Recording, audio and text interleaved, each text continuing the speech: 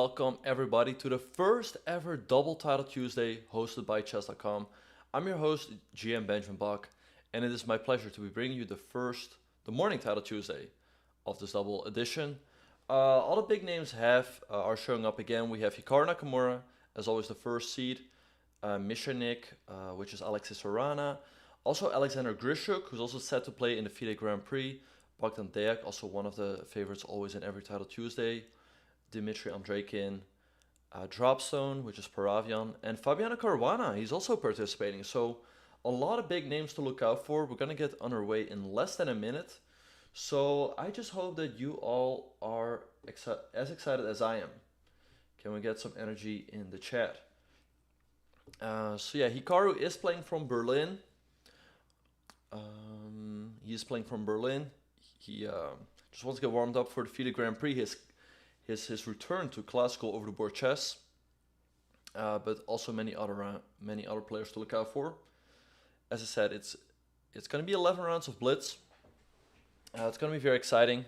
So let's see who can win this very first Title Tuesday of the double edition.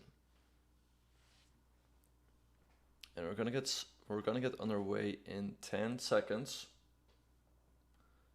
All right. 5, 4, and we should be off. Okay, so Hikaru is Corey Daisy in the first round. He opens up with knight f3, and we have knight f6 from black. Okay, d4 by Hikaru. Usually likes playing like this, avoiding the theory. Bishop e2, e3. It's usually how he plays here. So e3. He had a lot of games here in which black played c5, but that's a bit of a trap. He will take that. So b6, bishop b2. He's probably going to continue with moves like c4, knight to c3. And white is a small advantage because white has a bit more space. So queen to c2. So it's not easy for black because e5 is difficult to achieve, so knight e4. Let's see how Hikaru will continue here. Knight to c3. Okay, we'll possibly see a trade here on c3. And then black can play e5. I think black's doing fairly well. As you guys can see, the evil bar is showing approximate equality. Okay, knight df6 by black.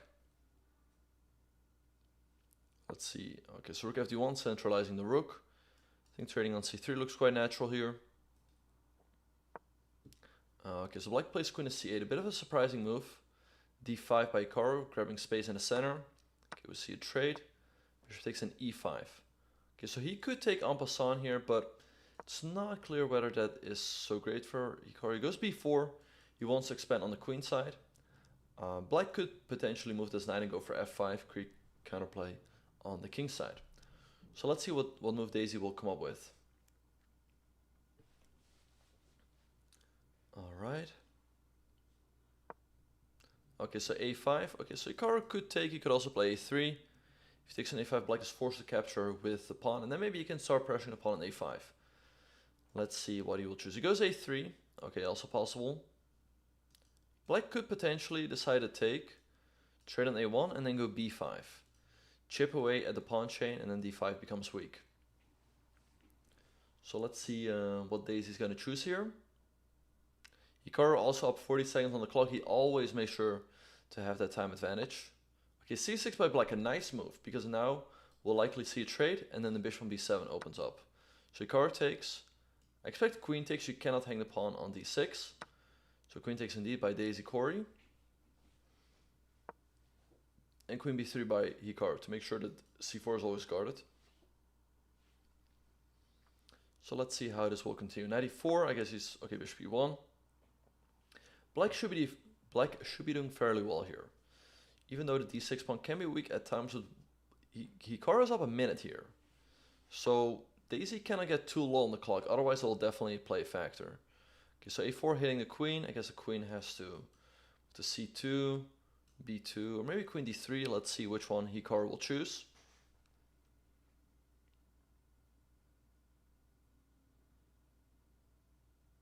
Alright, he goes to a2. Bit of a surprising decision, but maybe he wants to make sure the d5 is always controlled.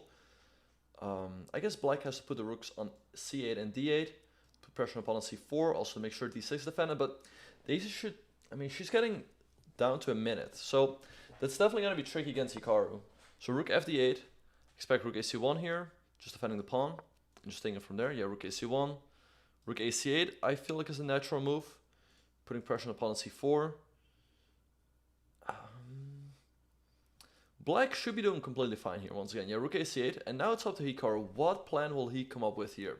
Which is not that easy. I mean, this bishop on e1 is kind of stuck. If you go b5, you always give black the c5 square.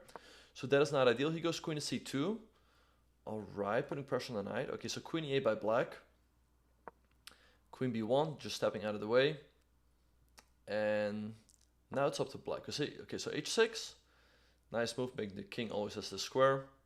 Let's see what Hikaru will do in this position. Knight d2, nice move. I guess black should just trade. Right, I mean, you got to deal with the attack on the knight somehow. So I guess knight takes d2, maybe bishop takes or rook takes, and then double up on a d-file. 40 seconds for black, though. Knight g5, surprising decision. Alright, but the knight could come back to e6. White could go for h4, knight e6, and knight e4, but that always weakens his king side. So he goes f3, d5 by Daisy. Maybe something along the lines of taking e4 and bishop f2 now, putting pressure on the pawn on b6. Let's see what Hikaru will choose. He goes bishop f2 right away, but now e4, and this bishop is shut down. You can go f4, but now this bishop is wide open, so I think it would have been better to play f4 right away. Okay, so knight e6. Now, okay, knight c4, hitting the pawn on b6. Only 34 seconds for black. Let's see how she will deal with the attack on the b6 pawn. I think, once again, black is doing fine, but given the time situation, it's looking very problematic for black. Trading off the bishop for the knight is also not ideal. She goes b5. Okay, hitting the knight. Where's the knight going to go? Knight b6 is an option, hitting the rook and the bishop, but then the knight... Will the knight ever get out? So knight a5 chosen by Hikaru. 17 seconds for black. Alright. f5. Oh, but that just hangs a bishop. That is unfortunate. Yeah, and Hikaru's just up a piece here, so I just expect him to convert this one quite easily. Rook takes b5. Yeah, unfortunate loss for Daisy. She played a good game, but as the saying goes, there are no heroes in time pressure. Everyone makes mistakes. So Hikaru wins his very first game, and not an easy game, but once again, he kept up the pressure on the clock. Anyway, let's see how Grischuk is doing. So we see Grischuk playing here with the white pieces. He is down in exchange, but he's got two pawns, and also the black king is a bit weak. Knight f6 is flying in, f5, but that really exposes the black king. So let's see how Grischuk will try to finish this one off. He also has a 20-second time advantage. Let's see what it's going to do here. h5, nice move, trying to open up the king side. If rook takes e4, there's knight f6. If f takes e4, I guess h6, g6 got to be crushing. You can always swing the rook over and go for checkmate on this side of the board. Pawn takes h5, but now pawn takes f5 looks crushing. I mean, where are you going to go with the rook? I mean, you got to go back, but then you allow knight f6. Oh, knight e7. That's a fork, and that's game over. So Grischuk also wins his very first game. No upside there. Let's see what's happening. We also have Bogdan Dejac, who won his first game against Toms Kantons. Let's see what other games we have. We have Dropstone, also always one of the favorites. And he should be winning here. I guess the pawn in game should be winning, because black cannot create a passer. So you go king c4. Black cannot create a passer because you just take. Okay, he goes h4. He's fixing all of the pawns. Now if the king steps back, you go king up. And eventually black will be forced to move one of these pawns. Because... Oh, he's going for this one, I guess. King b... I mean, it is winning because you just sacrifice the c-pawn, but you collect the entire king side. So king g5. Everything is defended and you can push this pawn down the board. So Dropstone also wins his very first game. Let's see if Ming is having a wonderful time. Well, it doesn't really look to be the case, because this rooking game should be drawn. But he still has some chances. He's got the rook behind the passed pawn. He's now bringing the king up, but black should be able to draw this. He's up a little bit of time though. e4, maybe black should take that and then move the rook to f5, let's say, and then block the pawn with the king f5. That's a very risky decision. Now the king comes to g5, going after the pawn on g6. King e7, king g5, king f7. Alright, black is still holding here. f4, okay. I guess you just... e5, but just take that? Okay, but now the b pawn gets loose. Oh, but you gotta be careful. Rook e4 could be checkmate. Rook e4, king f3. How are you gonna stop the b pawn? Okay, but now b6 and king f4. Black will be in Zugzwang. You just move the rook. Okay, but king g5, king f7. How does white make progress? Oh, rook b3, king g7. Okay, king f7. There's king h6, but then king f6. Oh, wait, but b7? Rook e4. Wait, how does white win here? Oh, there's rook c2, I guess. Rook, oh, g4 chosen by Ming. What should black do here? Wait, maybe rook e4. Okay, but now b5, b7, and white wins. Okay, king f4. And that's GG. Okay, but white is clearly winning here. This is not going to work out. There's no stalemates. So yeah, Ming wins his first game. Tough rook in game, but of course it's always very difficult to defend with little time on the clock. So let's see, we still have the game of Raunak, who looks to be losing. This would be a huge upset, but look at these pawns. There's no stopping them. And the chess boy defeats Raunak Sadhwani, the young, talented Indian player, in the very first round. Tough loss for Raunak. We still have Alexander Lennerman, but this is a known win for white because queen versus a b pawn is always winning for the queen. There are positions that are draws if it is a rook pawn or a bishop pawn, but with a knight pawn, white is always winning. Okay, we still have a couple games going on. Black is having trouble finding the resign button here, and Roberto is stalling Title Tuesday here. Right, so we'll just have to wait for this game to end.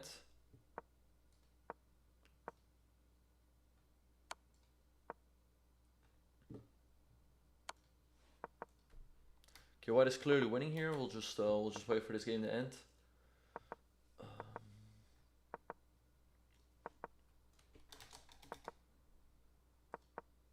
But yeah.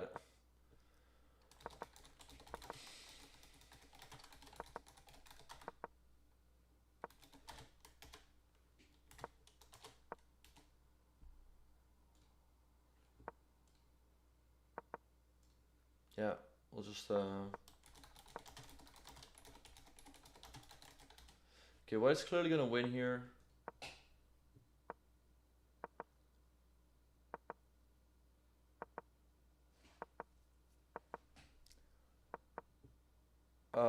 But I mean, why are both players stalling Title Tuesday?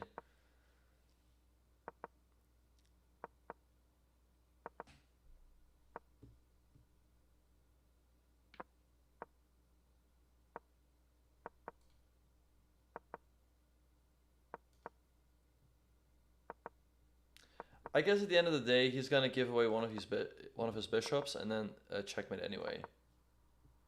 But this is, yeah, this is a bit disappointing. Anyway, if we have a quick look at the standings, we see that Hikaru's won his first game, Mishanek as well, Grischuk, Bogdan Dejic, and Draken, Jeffrey Zhang. So no upsets right there. Also Dropstone and Fabiano Caruana won their first games.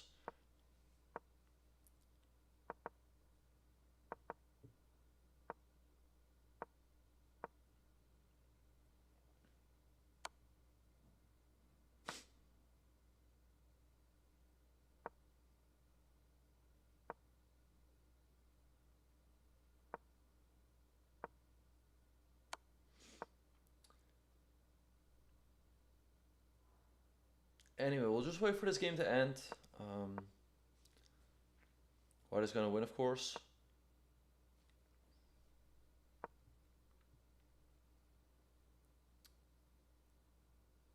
You just gotta box in the king. So something like bishop f8, king, okay, goes there.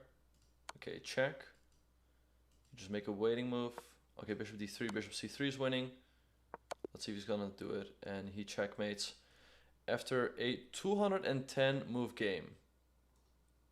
But yeah, this is a, yeah, if players want to play like this, they're of course free to do so. Anyway, we're gonna keep going, and we are off to round number 2. And we see Hikaru Nakamura facing off with the black pieces against Marth GM, a player from Spain. Hikaru sticking to his favorite modern defense, h3, d5, e5. Okay, so this bishop on g7 is slightly blocked in, which is why Hikaru goes f6, trying to open it up. c4, quite an aggressive approach by white, trying to put pressure in the center right away. So this could turn out to be a bit risky for Hikaru. Let's see how white will continue here. Maybe trading on f6 or cd. Bishop f4 chosen by white.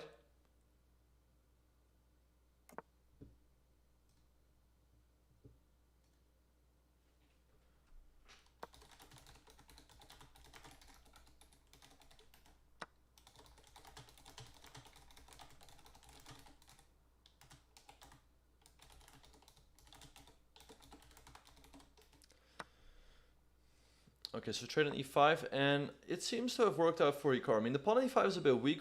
Black can always go knight at d7. I guess pawn takes here looks pretty decent. Then you can follow up with queen e7. So I think white should have traded on f6 at some point. He takes with the c pawn, also possible, because now he can go knight c6. And once again, the pawn on e5 is very weak here. I don't see how white can protect it. So yeah, I think Hikaru is simply going to pick up the pawn on e5, and then he should be in pretty good shape. So let's see what white is gonna do here. White should try to cook up some sort of tactical justification. Okay, so rook d1. So now the question is, if black takes twice, is there some move like knight takes d5, pawn takes, and then rook takes? You hit the queen, and you also create tactics along this diagonal. So maybe a move like king h8 makes sense, dodging all the tactics. He goes queen e7 first, but now on the next move, Hikaru looks all set to capture the pawn on e5.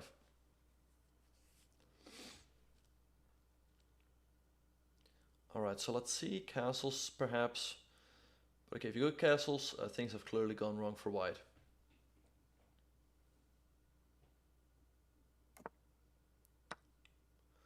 Alright, knight takes c5, bishop g3. Black could decide to sacrifice the exchange here, but it's not that necessary because black's up a pawn. So let's see whether Hikaru will go for it or not. I think there's okay, knight d4 chosen. But maybe white has some tactics with taking a knight takes d5. Because take, you hit the king. Okay, and white sacrifice, rook takes d4. Okay, bishop takes d4, and now knight takes d5. If you take, queen takes, you give a check, and you pick up the bishop on d4. And then with all the dark square weaknesses around the black king, white has pretty good compensation. Okay, queen takes d5 is forced here. Okay, bishop e6 by Hikaru, and queen takes d4. And now, okay, this hangs a pawn though. Just take the pawn. Take on a7, and white has two pawns for the exchange. Once again, this king is still fairly weak with all the dark squares weakened. b7 is then a weakness. Okay, queen e3 chosen by white, also possible. I think it would have been better to take the pawn, but white wants to keep the pieces closer to the king side to potentially create an attack. So queen f7 by Hikaru. Maybe bishop e5, bishop c3, trying to line it up on a diagonal. Okay, bishop e5 chosen by white. Black can't take the pawn here, but things are going to get scary after bishop c3 and queen e5. How is Hikaru going to handle this position? Bishop d5. Okay, maybe bishop c3 anyway. Takes queen e5. Bishop g4 by white. Okay. Once again, notice how Hikaru is up a minute on the clock here.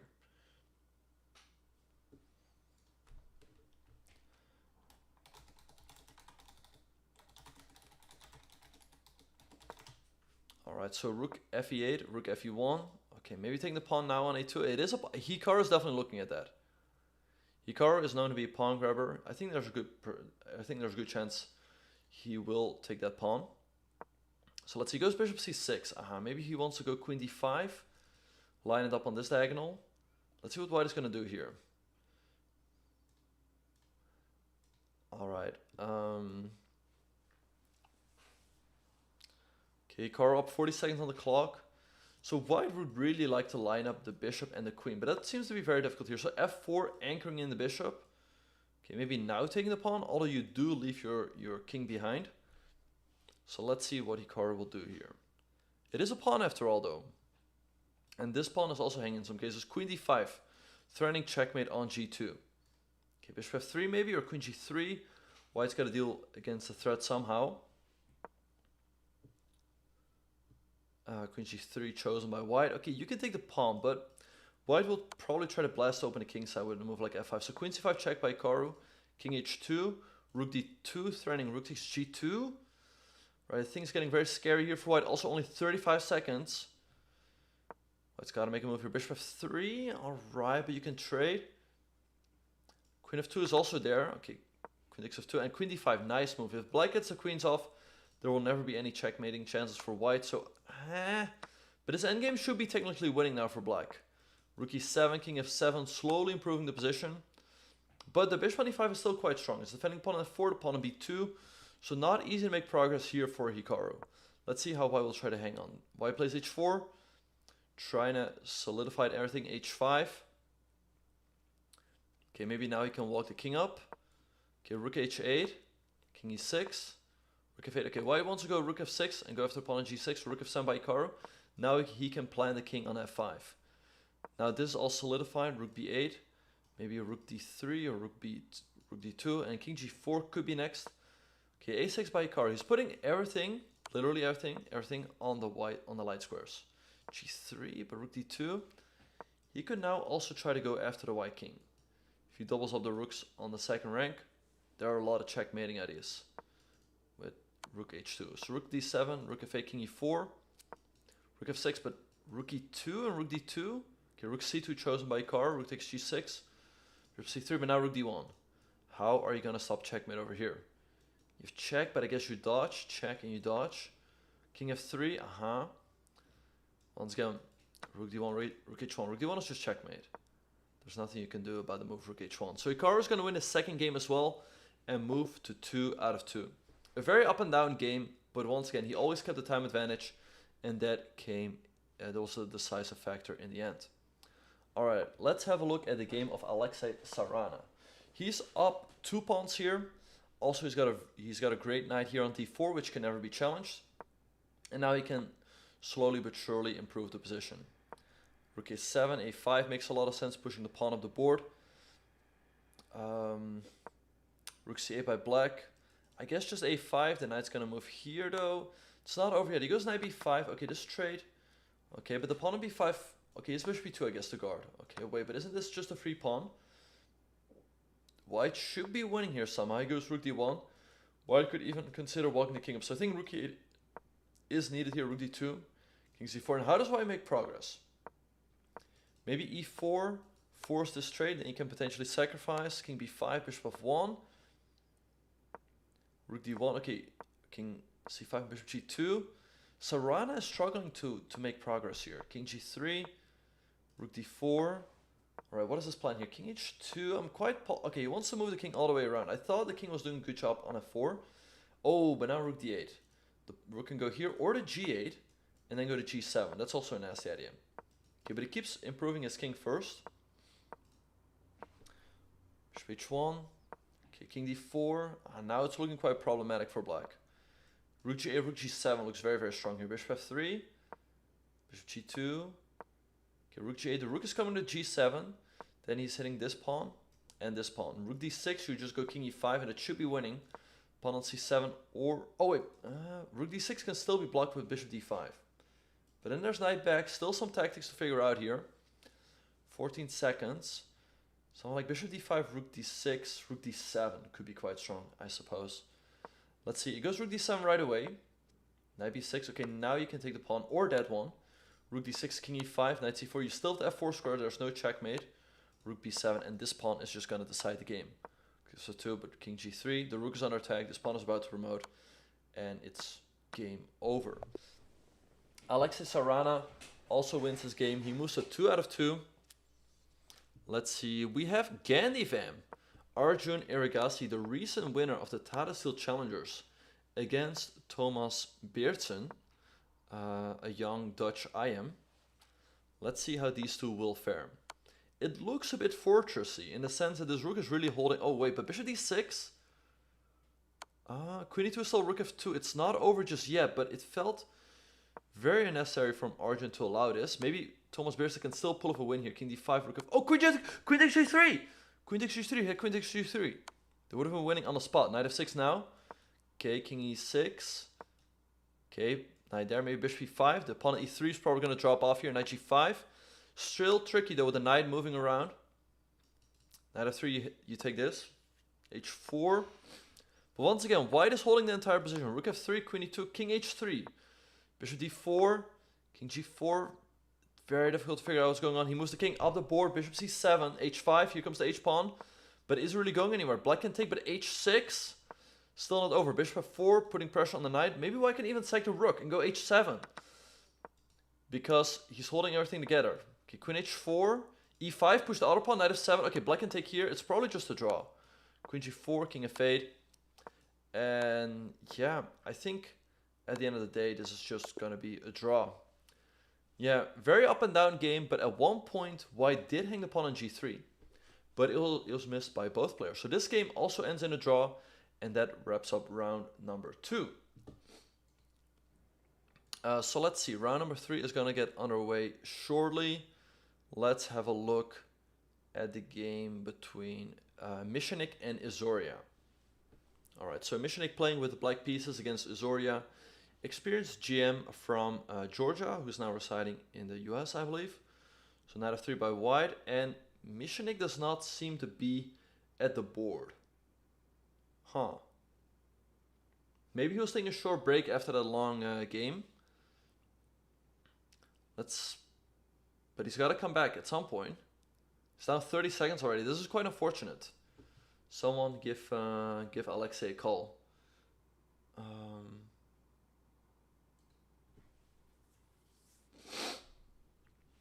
Alright, so knight f3 by white.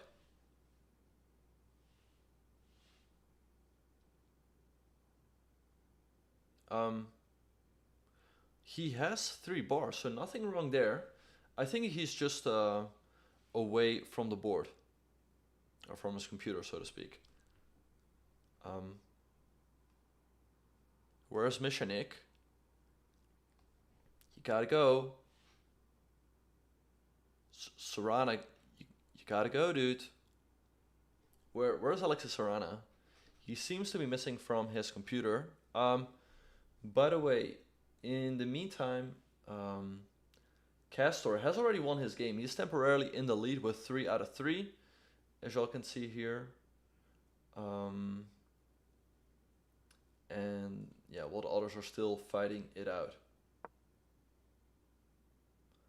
Oh yeah, we will also have a look at the game between Fabiano Caruana at some point. And he's starting this game off with half of his time, so not easy. Okay, so we see Catalan, bishop b4 check, bishop d2 is the usual move here, bishop b7. So here we get a slow game, and he's really trying to catch up here, but wait, is he just pre-moving? Is he just pre-moving? At least he moved very, very fast, but pre-moving moves like castles is very tricky, because white could play something like pawn takes d5, and then if you've castles pre-moved, you're just losing another pawn. So bishop e7 by black. This is very, very, very solid. He takes a pawn on c4. White usually gets it back after knight d2, knight d5. So here we get an interesting position. Black has the 2 bishops, and white has these double pawns, but he's got a nice grip over the e5 break and the c5 break. Right, so rook f8 by Caruana. Rook ac1 is usually the way to go here. He goes a3. I guess he wants to go for b4 and once again clamp down on the c5 break. Queen b8 by Caruana. Rook ac1 looks very natural here. He goes rook ab1. Okay. So now c5 is completely out of the question because you're just going to take and then take on c5, after which black cannot recapture because they'll leave his queen hanging. Oh wait, but c5 anyway? Wait, but what about takes, and takes? Pawn takes c5? I mean, you cannot take that leaves your queen hanging. He goes queen a6, hitting the knight. Does this work out? I mean, white could also defend the knight with a move like queen a2 or queen b3, and then after captures there's moves like d5, which is usually quite unpleasant to face as black here. So let's see what Zorya will do here. His knight is under attack. How is he going to deal with that? He goes queen a4. Okay, but now takes, and take on c5. There's still the move d5, which I guess has to be chosen by white. Yes. He goes for it, takes. This looks unpleasant for black. Rook c7, maybe rook d1, putting a lot of pressure along the d file. There's king f8 though, and after knight e5, king e8. Black is just in time to defend everything. But it looks very, very tricky. And by the way, in the meantime, Niels Grandelius has also already won his game. He's also on 3 out of 3. Niels was having a tough tournament in the Vikensee Masters, which just finished 2 days ago. Rook d1 chosen by white. Okay, king f8 has to be played, I'd assume. Because you have to meet knight e5 with king e8, otherwise you lose. Actually, okay, so knight c3, tricky move. He wants to go knight b5. So king e8 is not a move. Knight b5, rook b7, knight d6, and white wins. a6, maybe knight e4. So after king e8, you have knight d6. Looking tough here for black. Also, once again, the time disadvantage is not to his favor here. King e8, okay, but knight d6. Takes, king e7, check. King f6, maybe black can still hang on, but after a move like e4 there, it looks quite tricky. Okay, king f1 chosen by white. Okay, but now black can move the knight. Maybe knight f8, maybe knight f6. Let's see which one he will choose. Alright, 40 seconds though for black. Not looking easy at all. He's got to make a move here.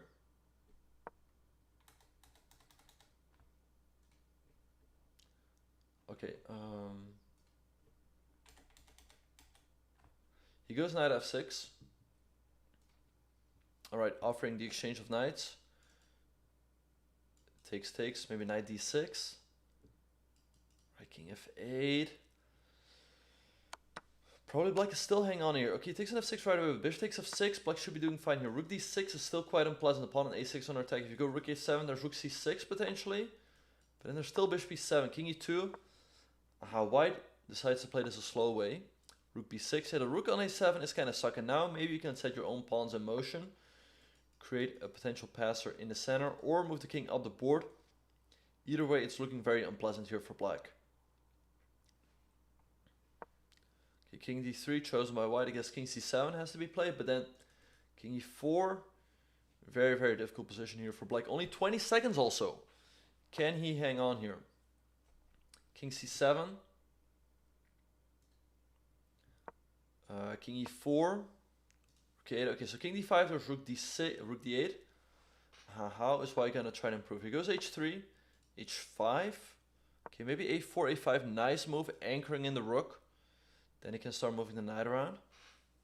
And it's just difficult for black to make a move here. If you go rook a7, there's king d5. If you move he goes to f6, but now the king is free to walk up the board.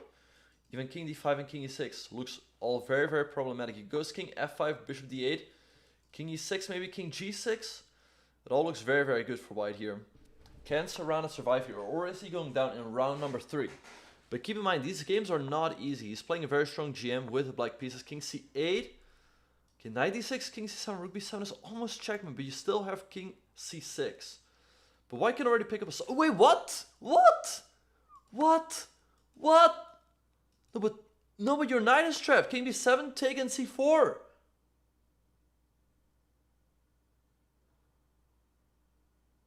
Wait, what? Oh my. There's a terrible blunder by white. Now Caruana is winning all of a sudden. What was that? That was so unnecessary. Now it's just up in exchange. Rook d8, rook to d4. And it's just all over because you can you... No, just... Okay, e5. I guess you trade and c4. It's just all over. This pawn is just going to run down the board. Zorya was playing a very nice game, but at the very last second he just throws it all away. And he loses to Alexis Caruana. A very, very tough loss here. And quite a lucky win for Caruana, who moves to 3 out of 3. But that is all part of the game. So I think, okay, there's still some games going on. We have Renato Terry, who has been very active on Chesscom lately. F4, he's up a piece here, but this pawn is not going anywhere. These pawns from black look very, very scary. You got to move the rook back. Maybe g4, g3 maybe. King g2 to f5, knight c6. Oh wait, rook d4!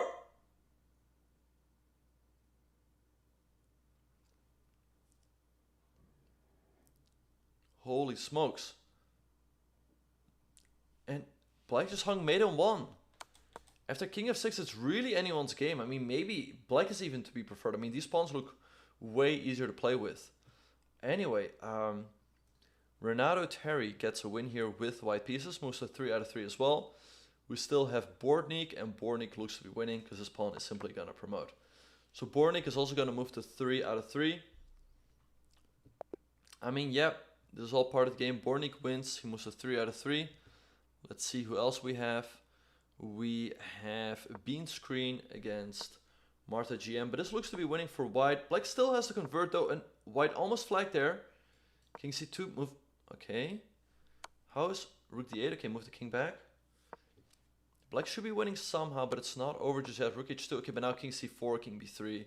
You push this pawn down the board, and it's just all over. Wait, rook h... No, but that's a... No! That is not a way to play this. Now this... Wait, this might be a draw, because how are you making progress? With a king stuck on the first rank, Black is completely winning, because you just go to b3. But now king a3, and it's not easy to win this position. White is going to sit on this diagonal. King c4, okay, but you just keep sitting. Rook b3, okay, you keep sitting. This is not easy. King d3, okay, you move the king around here, but white is just going to sit. King a3, hitting the pawn. Maybe you have to go rook here, or king c4 is also possible. Do not take this, because rook is on checkmate. King b5, okay, rook h7, rook h3. The nice thing for black is that black can just easily pre-move, gain some time on the clock, but how are you going to win this position? Okay, a3, but you just take. King a4 and move the bishop here. Wait, why was bishop c5 such a bad move? I don't know. The evil bar went all the way down. It did not like that move for some reason. But king d4, the king is completely free to move here. And this should just be a draw. We have rook versus bishop. This is a theoretical draw. Now white can even start walking into this corner. And that should just be a draw. Black still has some tricks to try. Bishop h2, king g4, bishop g1, king h3, bishop oh wait, no wait. Bishop e3 is still fine. With the king on g3, bishop e3 is not the move though. That is the one trick you should avoid. Bishop king g3, do not play bishop e3. Okay, bishop d4 is fine. Okay, rook c1, king h2, only move.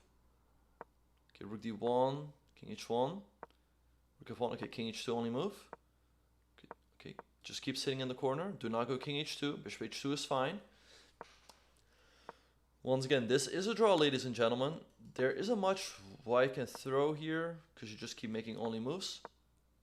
But you never know, when time is low, mistakes happen. King h1, you just keep sitting in the corner. King g3, king h3, bishop d4, rook e2, bishop g1, king g3, bishop d4 is a draw, because bishop b6.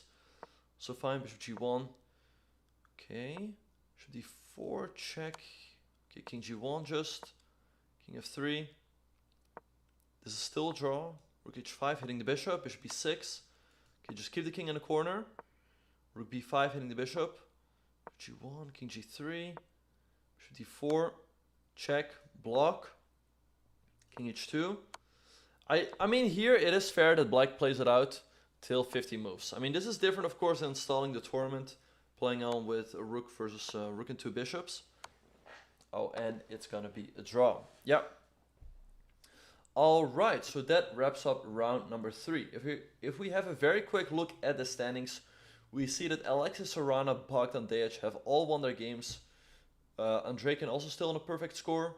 Then we have Grandelius, Hikaru, Elham, who also likes playing on Chesscom. They're all still on a perfect score. And we are underway in round number 4. Let's see if I can find the game of Fabiano Caruana somewhere. Okay, Fabiano Caruana, he's on 2 points. But let's have a look at his game here. He's playing with the white piece against fighter 008.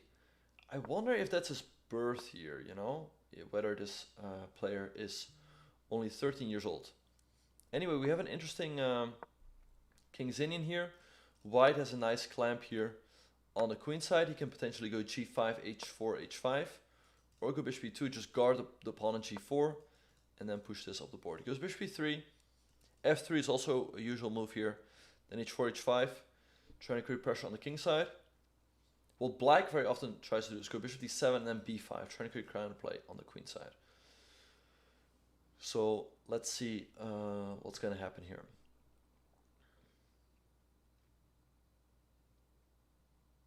Right, so we'll just have to wait for more moves in this game here.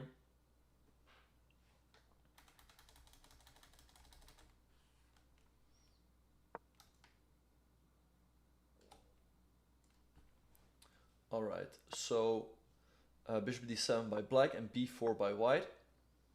Hitting the knight. Okay, now the knight is a bit dim on the rim. It doesn't really have a future because, I mean, c7 doesn't do anything. And if black goes a move like rook c8, white can also just go rook c1 to guard. Okay, knight c7 played by black. I guess bishop e2 is natural here, and then follow up with h4 and h5. And Fabiano goes for it. He guards the pawn on g4. Let's see how black will try to create counterplay here, which is not easy because f5 is very well controlled here by white. So that is never really an option. He goes b5 right away. Okay, maybe he wants to go a5, trade and then go knight a6, but still doesn't really do too much. So white could go h4, h5 here. Also king of 1, g2. Looks very good for white. He goes h4 right away. Okay, queen c8 by black, hitting the pawn on g4. And now it's a bit tricky. g4 is under attack. If you go g5, maybe there's knight g4, hitting the bishop. Then f5, some tricks. Okay, maybe knight g4, hitting the bishop. Bishop d2 and f5. Difficult to say how that's going to play out. Bishop d2, f5, f3, maybe f4. You hit the knight and there's tricks with knight e3. But black has to go for someone like that. Otherwise, f3 is just going to trap the knight. So let's see what he will choose. f6, f3, fg. Maybe just hg. It just doesn't seem to work out. f5 does look very natural here. Creating counterplay on the king side. Okay, but he's got to go here. Let's see what he will do. But it's definitely great to see many of the top players showing up for Title Tuesday. Definitely the increased prize fund has attracted more players. And the fact that it's 2 times a day. Okay, so knight e3, take. So white is up a pawn here. And should be in fairly good shape. a5 by black, trying to create counterplay. Maybe king f2 to g2 makes sense here. Let's see what Fabiano will play here. The starting times for Title Tuesday have also started. They now start at 8 AM Pacific and 2 PM Pacific. And once again, there's 2 Title Tuesdays a day. Alright, so king f2 chosen by Fabiano. Trade on b4, maybe trade the rooks, but white should be doing very well here. Knight b6, hitting the pawn on b4. Maybe queen b3 to guard everything. Once again, everything is still looking very, very good for white. Let's see what black will do here. Bishop g4, okay, but maybe just knight takes b5. Is this really working for black? I mean, you can go take and queen g4. Also move like king g3 is very safe because the bishop will just... The bishop could move to h5. The sacrifice don't work. But I feel like white should be able to take this pawn here. Goes king g3, bishop h5. Okay, now taking the pawn looks winning for white. This pawn on f3 is well defended. Pawn on d6 is under attack.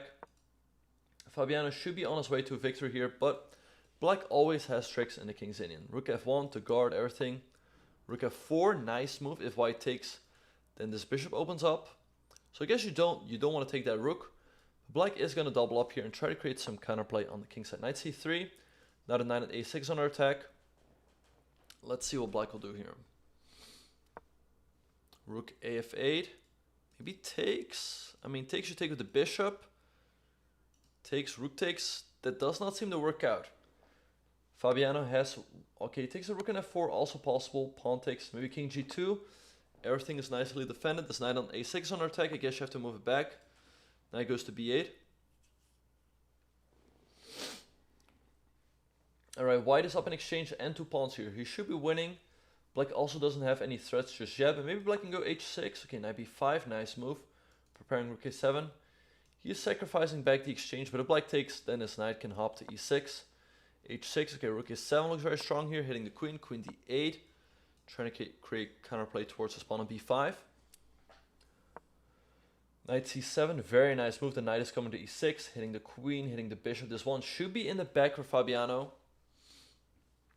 Let's see what black will try to do here. Queen e7, okay, the knight cannot move because they'll hang the rook. Queen a4, bishop d4. Okay, white should be winning here, but he still has to finish it off. And this is also under attack. Queen a3 chosen by white. Okay, bishop d4 now, hitting the rook. Rook b7, hg, and the king side starts opening up here. Not over just yet. Maybe rook a1 defending the rook, so you always have knight e6. Okay, rook b7, but hg.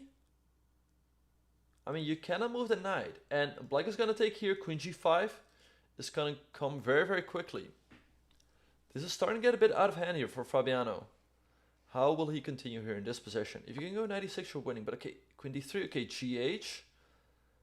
And then, okay, bishop e3 chosen by black. This bishop was under attack. Queen b5 defending the rook, and now he's ready to go 96. This should be winning. Pawn takes 96, the queen is under attack. Rook g7 is coming in. Okay, 96. Hitting the queen. Queen has to go to f6. Okay, I guess rook g7. Okay, takes the knight on b8. That is very clean. Yeah, takes. Okay, you cannot move in the rook just yet though, but everything is protected here on the queen side. Queen c7, king h6, queen d8 perhaps, offering a queen trade, and this should all be over. Queen f8, king h7, rook a1 would be a nice move, because if black takes, there's knight g5 checkmate. Although there's no threat just yet, he takes a rook, but knight g5 is checkmate. And a very nice win for Fabiano, who moves to 3 out of 4. Let's see whether he can get back in the hunt. Alright, so we have wonderful time here against Matthias Bluebaum. Matthias is winning here with the black piece, but he still has to finish it off. Bishop takes f2, there's no king e5, king d5. The king is going for a walk, but it should be safe here. Let's see, okay. Matthias just trading into a winning endgame. This should be an easy win here for the German player. He's up a bishop. King c2 to b2 should be completely winning. So let's see whether Matthias can close this one out. Wait, what? What? Why did he just hang his bishop? What was that?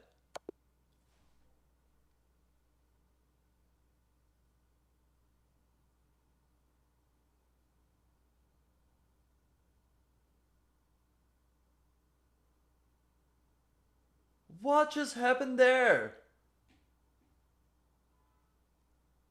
He just checkmated himself. He did... What was that? Well, I guess it's safe to say that Matthias is not having a wonderful time here. What was that? He first hung his bishop, then he checkmated himself.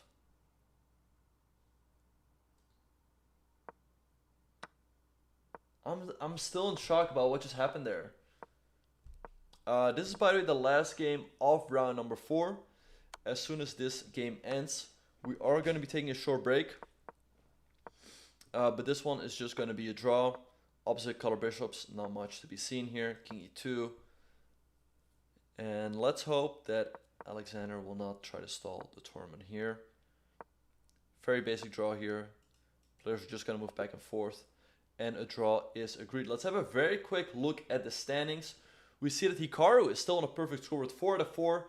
Bogdan Dej as well. And Draken, Bordnik, Mishanik, Jobava, also Gawain Jones. Also a wonderful time after that very lucky win.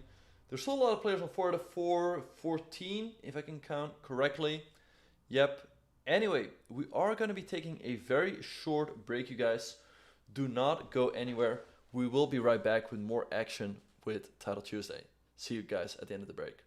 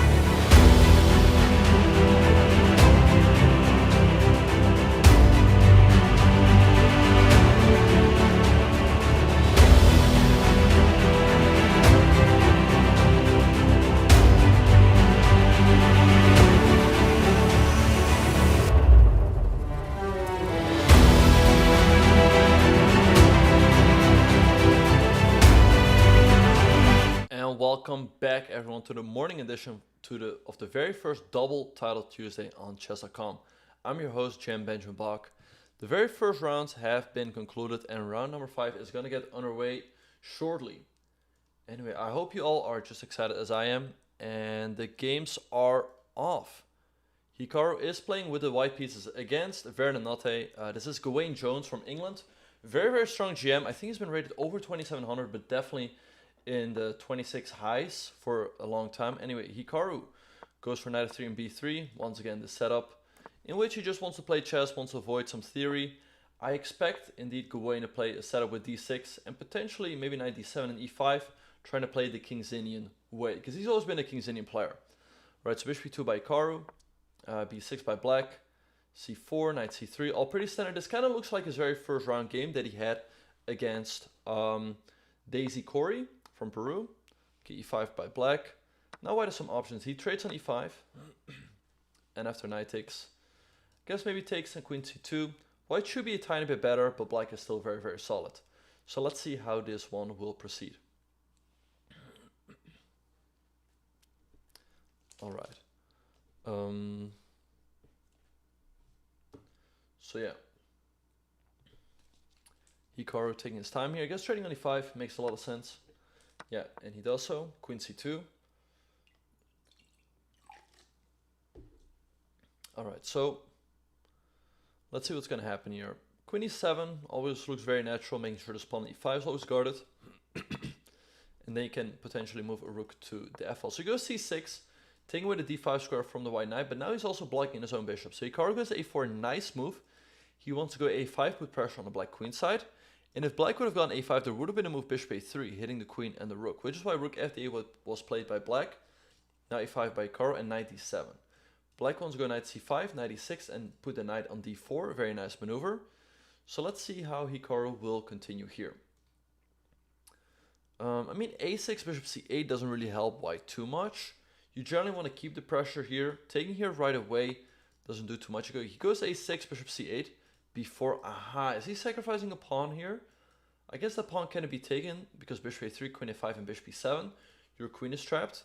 So maybe Gawain will go for knight of a to e6 to get that knight on d4 anyway. The drawback, however, is that after knight of 8, there's the move b5. Challenging this pawn on c6, I guess Hikaru is going to take to create this d5 square for his knight. Knight d4, queen d3. So even though white has isolated pawns here, his knight on d5 will be very, very strong. Okay, so knight d5 hitting the queen, queen g5. Let's see how Hikaru will continue here. Black has ideas of going knight b4 in some positions, hitting the queen and the pawn on a6. So very interesting. Time is approximately even. So once again, there's no easy games in Title Tuesday. Already we see two very strong GMs playing each other. So let's see how Hikaru will continue in this position. Maybe moving a rook to the d-file. Yeah, so listening to the commentator. Knight b4 is not an option due to knight e7, which is a check. And you hit the rook on d8 and the rook on d1 defends the queen. So bishop g4? Wait, but is there queen g3? The evil bar does not like bishop g4. Queen g4, I mean, if you take, you hang your queen, and after h5, there's h3. Wait, isn't this just a blunder by Gawain? Queen g3, doesn't that just win the game on the spot? I mean, h5, h3? I think you're just losing the bishop. Also, additionally, there's moves like bishop c1 after queen g3, h5, because then the queen is suddenly trapped. So, I'm pretty sure he does not see it. He trades on g4. This position should be very good for white, but queen g3 would have ended the game on the spot. Queen is under attack. Queen h4 by black. Let's see how Hikaru will continue. He goes rook c1, preparing to move c5. Maybe knight d4 by black, but you can also just trade and go c5. Okay, bishop f8, nice move, stopping c5 and putting his own bishop there. Okay, maybe we'll see a trade. Then c5 anyway by white. White should still be better, but once again, queen g3 would have ended the game there right on the spot. So quite surprising that Hikaru missed it.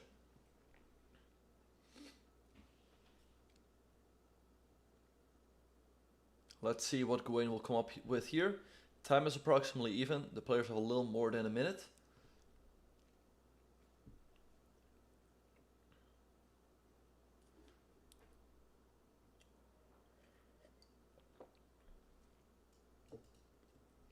So move like knight d4 makes sense.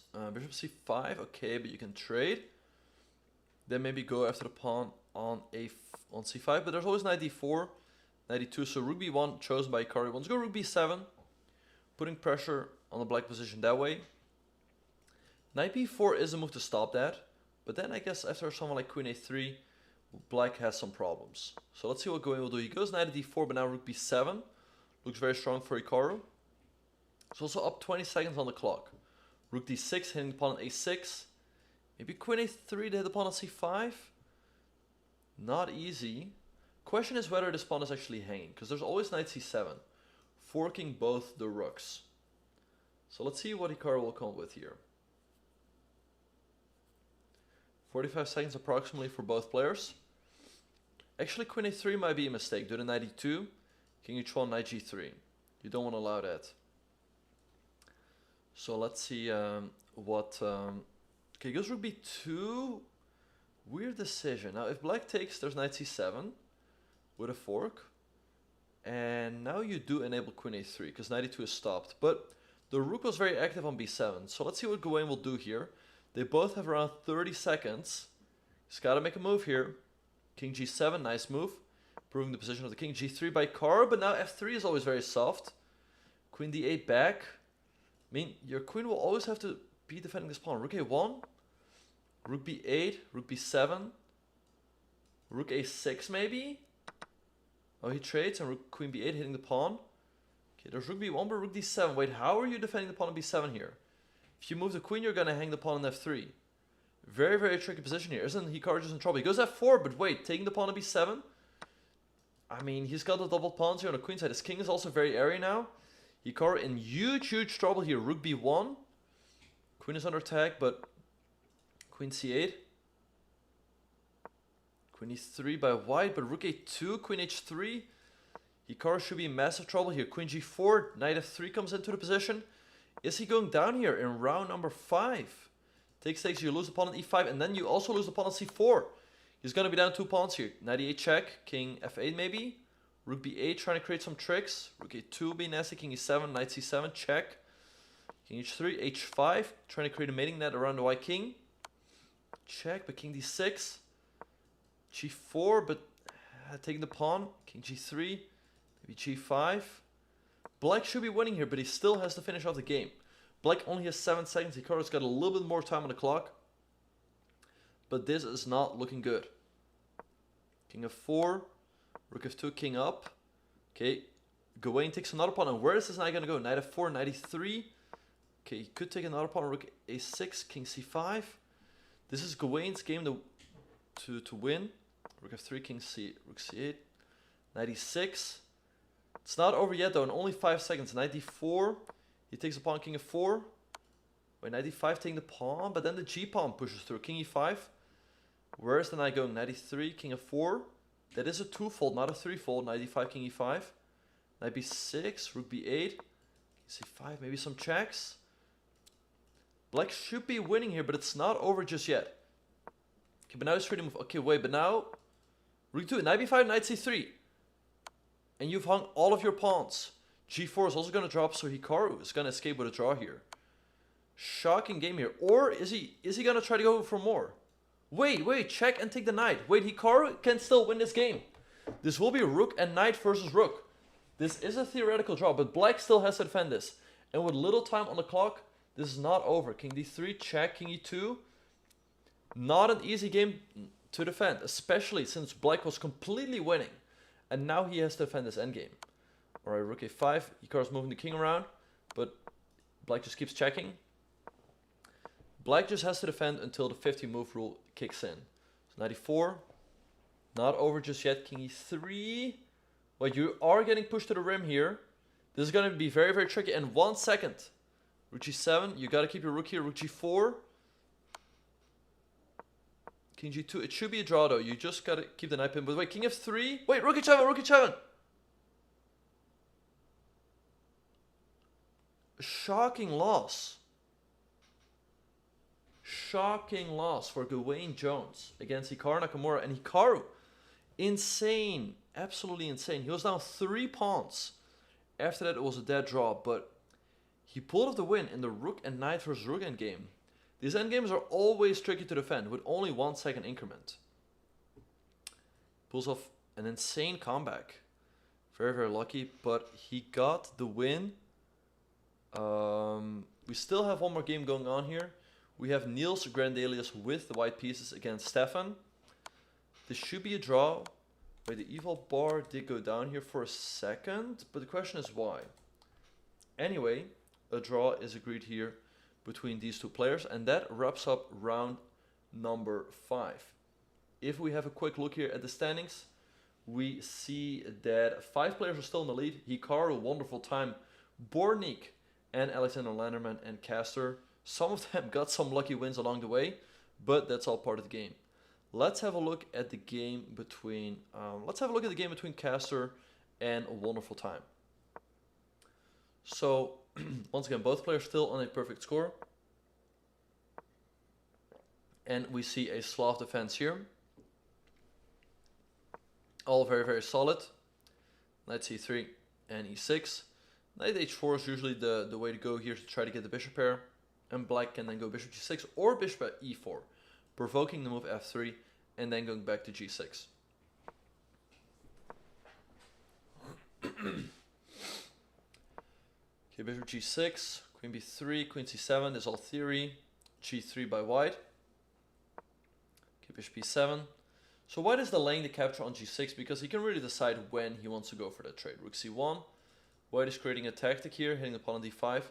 So at some point, black should take on c4. Bishop takes, and then usually black goes, okay, goes queen d7. Interesting. So now white trades, pawn takes. Bishop b2. Guess at some point, black should take and try to go for some counterplay with b5, a6, and c5.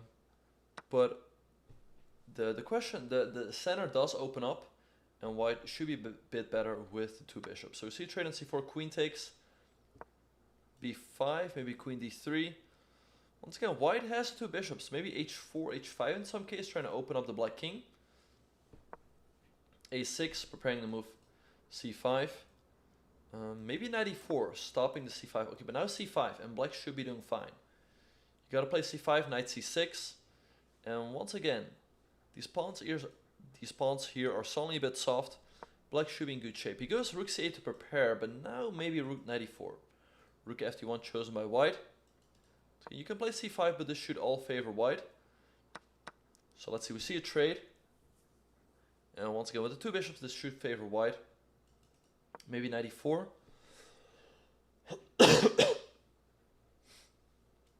Now you can trade, but then your bishop is under pressure. If you take here, then your rook is under attack. And then white has a discovery on the d file. So not easy here for black. Let's see what is going to happen. Yeah, it's safe to say that Ming is not having a wonderful time here. White should be a bit better. So let's see how this all is going to play out.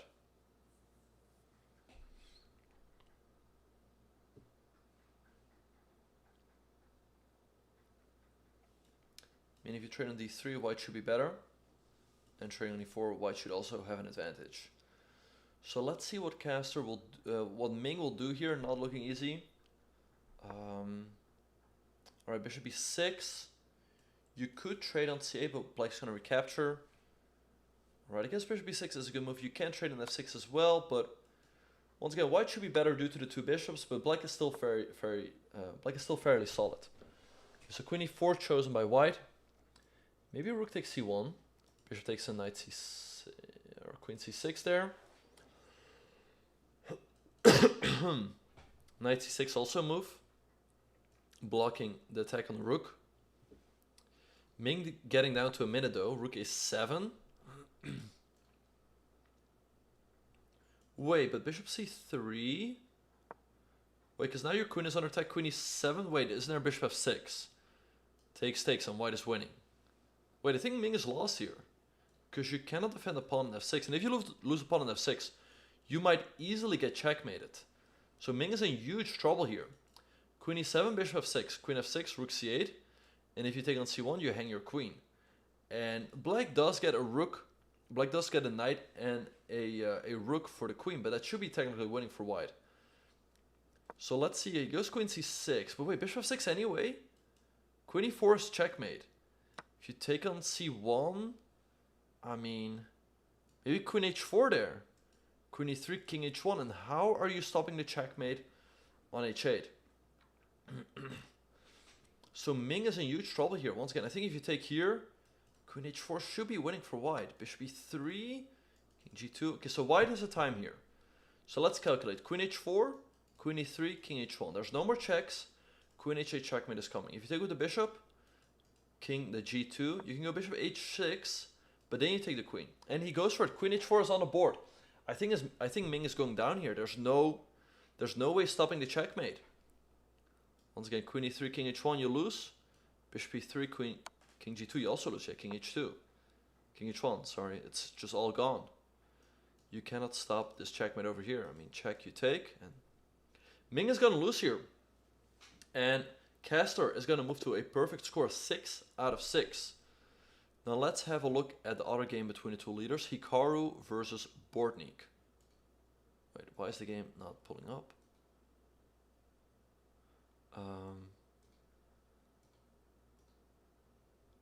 Oh, we have the game right here. So Hikaru is up a pawn. E4 is a bit loose. So it should be a bit better for white. In the meantime, we see the drop zone is on 5.5 out of 6. Alright, so knight h5, but let's say queen h4, queen g4 should be quite a bit better for white. Okay, we see a trade, taking on f6, taking on e4. White's up a pawn. Question is whether he can convert. c5, d6 potentially. Alright, once again. Oh, wait, Bortnik, he moves with 1 second. Rook c5, rook d7. Okay, now you're free to move in the other rook. Rook d4, rook f4 looks very nice because then you can always go g5, king h2. Okay, now the rook comes to e7, rook f8 still. Still not over king g3, maybe slowly improving the position. But Bortnik only has 3 seconds. He's under massive pressure here against Hikaru. Let's see whether Hikaru can close this one out. Rook e3, rook a8, rook d3, guarding the pawn that way. Rook c8 therefore. King g3, slowly but surely improving the position. f3.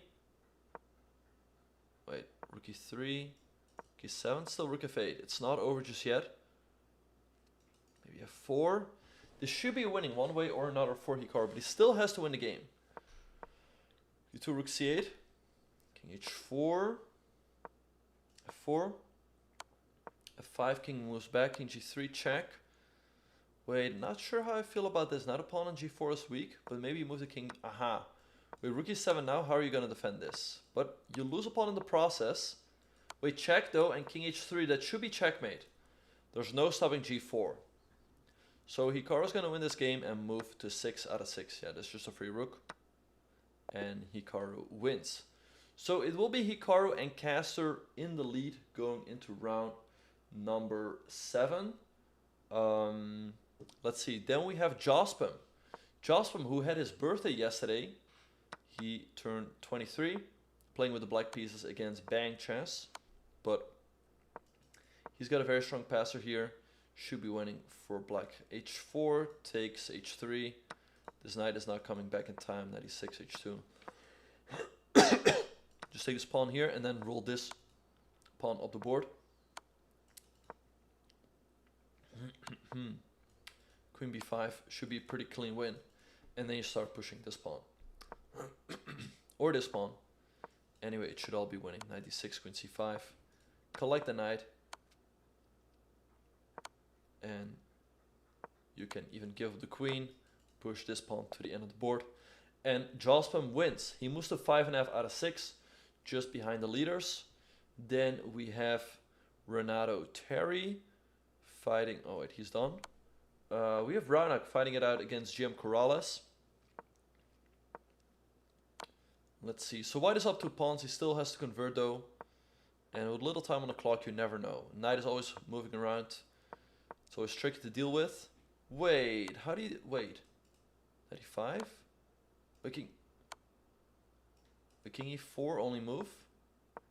Knight e5, rook d4, and then you start pushing over here. Oh, rook d5, that wins the game. Yeah, you just take. And yeah, he's just up a rook and a knight here. Nothing really to be seen here. White is going to win this game. The material advantage is just way too big. Alright, so Raonic is going to move to 5 out of 6. Just 1 point behind the leaders.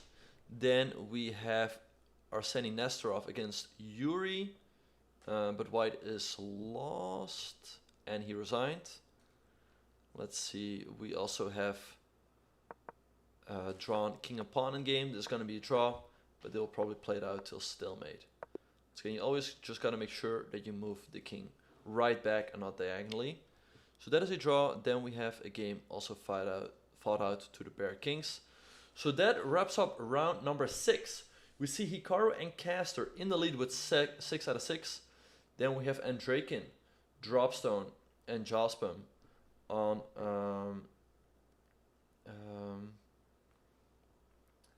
and Dropstone on 5.5 as well as yeah. So 3 players on 5.5 out of 6. Anyway, let's have a look at the game between Hikaru and Caster in round number 7.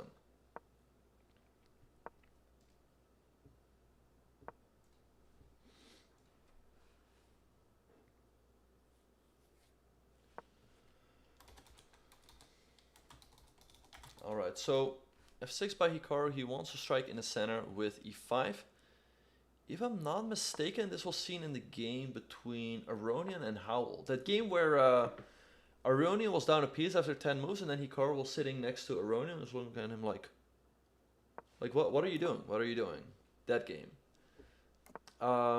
Anyway, Black has already a fairly good position here. But still all to play for. White is now down a piece here at least. So Queen e7, Queen e2. Maybe Rook a8 and strike with e5 very quickly. Trades on d3, moves to knight f5, knight d2. So once again, Black has quite a comfortable position here, but White is still fairly solid, controlling the e5 break. Okay, so yeah, maybe knight b3, trying to hop to c5, so b6 by Hikaru. Guess bishop d2, maybe rook e2, rook a1 for White. And White should still be fairly solid here. Bishop e3 chosen. So let's see how Hikaru will continue here.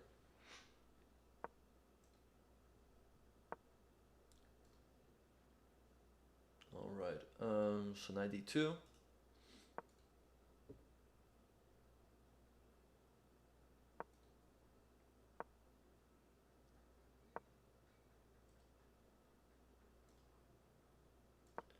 Alright, anyway, they're just maneuvering around. White is knight on e5, but Black can anchor the knight in on e4. So that should be approximately even.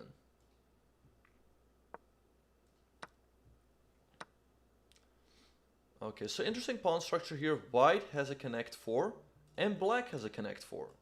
So I guess the game ends in a draw. Nothing to be seen here. e6, queen b3. But in all seriousness, we have an interesting pawn structure. Both sides cannot really chip away at each other's pawn. Maybe b5, b4 by Black potentially to try to undermine the pawn chain. I like the fact that Black is a protected passer. Maybe f4, e3 in some cases. So let's see what Hikaru will go for here. He goes rook d7, okay. Bishop b3, nice move. Trying to blockade the Black pawn chain. Maybe h6, g5 to try to set the pawns into motion. Let's see what Hikaru will do here. Time is approximately even. Caster is Rodriguez Vasquez. We're getting word off. King h7, g3. Alright, so Hikaru maybe wants to go bishop e7, try to go here. Rook c1, nice move. White is ready to go c4 and d5, try to smash in the center. Let's see what Hikaru will do here. He is down on the clock though. White is 210, Black is 130. So tricky position. And c4, d5 will be a bit problematic to deal with. Goes rook d8. Aha, so after c4 he wants to sack. Alright, rook d1, so White is preparing the c4 push.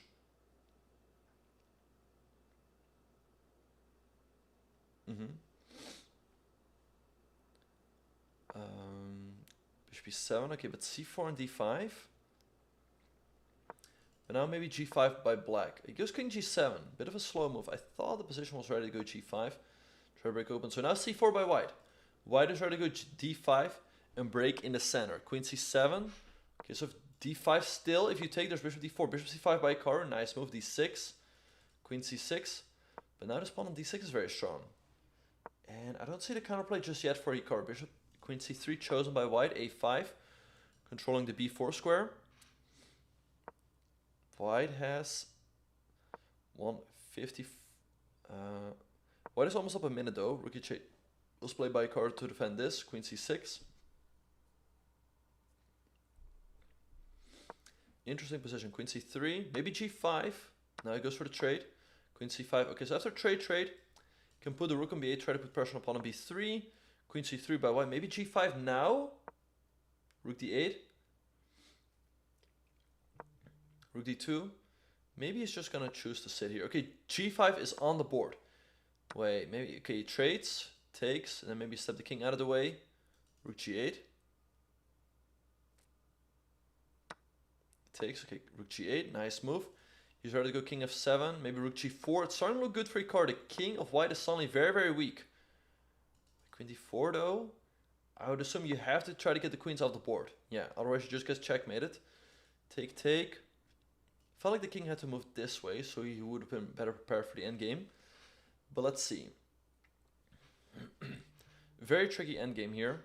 White has the two pawns that are very far. I mean, he has his d pawn, which is very far advanced. So we can go d7, rook d6, hit this pawn, hit this pawn. Okay, rook g7. I guess we'll see a trade, maybe then d7. Trying to go rook d6, but then there's e3. Very tricky position. So BC has to be played. Rook g2. Good move. Okay, rook b7. Okay, rook g3 by white to guard. f4. Rook c3. Wait, but I mean, h5. Rook g1. Maybe, I mean, these pawns are still blockaded. Okay, so rook b1 has to be played, I guess. You have to defend the pawn on b3. But now white is completely stuck. Black just goes king g6 to f5. Not here though, because you allow checkmate. Rook f1 hitting the pawn. Wait, f3, rook e3. Wait, suddenly these pawns are falling off the board. Wait, it's all gone. If you take, white takes an e4. Rook f4, how are you defending the pawn on e3? Wait, I think Hikaru's lost. You just take the pawn on a check. It's looking very, very tricky here. You can easily get check. I mean, rook f6. Threatening checkmate, rook g5. Rook b2. Wait, how? Rook f8 check, king h7. But isn't there just d7 pushing the pawn up the board? f2, king g2. Doesn't seem that black has anything. White has 55 seconds. Is he gonna figure it out? d7, f2, king g2. Wait, rook h8. Rook h8 missed by white. King h6. Rook f6, king back. Wait, white had a forced win. Rook f8 check, queen, and you just checkmate on the spot, but it was missed. And now rook e3, rook d3 getting behind the passed pawn. Is there nothing here for white? Is it just a draw? Rook f8. Wait, but rook d7. Rook d7, rook h7 to block. King h7 by Hikaru. Rook f7, king h6 is probably just a draw. King h6. You can also go rook f6. Rook f8, there was rook d7. Rook f2, but now takes on d7. This should be a draw. Materials equal. Hikaru going after this pawn and after this pawn. Rook a6 takes. Take on c4. Take on a5. Maybe king g6 to f5. Goes king f7, rook a6. But this should just end in a draw. This is just a draw, but Hikaru had a chance here. He could have played h4, keeping that h-pawn on the board and then taking here. But now it's all just going to end in a draw. Rook versus rook. And a draw is agreed. A very, very up and down game. But Hikaru, once again, escapes. White had a forced mate in 4 or something there. But he missed it.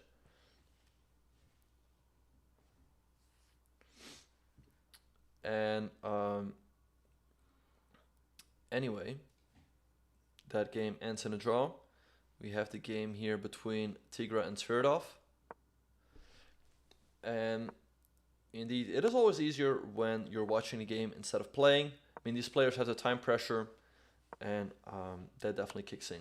Wait, so interesting. Wait, what? What? Are you kidding me? Rook g5 and you just... What?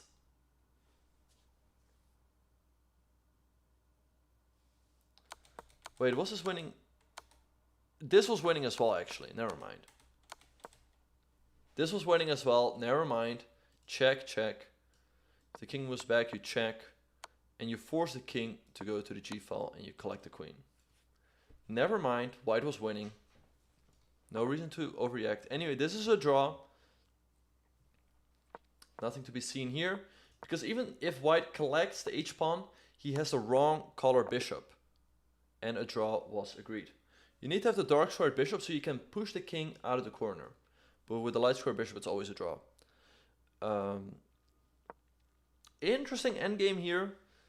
White has the two bishops and black has a queen. But I would think this should be a draw because everything in the white position is protected. If this pawn would not be on the board, I would think black has good winning chances. But with this pawn on the board, white should be able to draw this. Also now the pawn is getting very far advanced.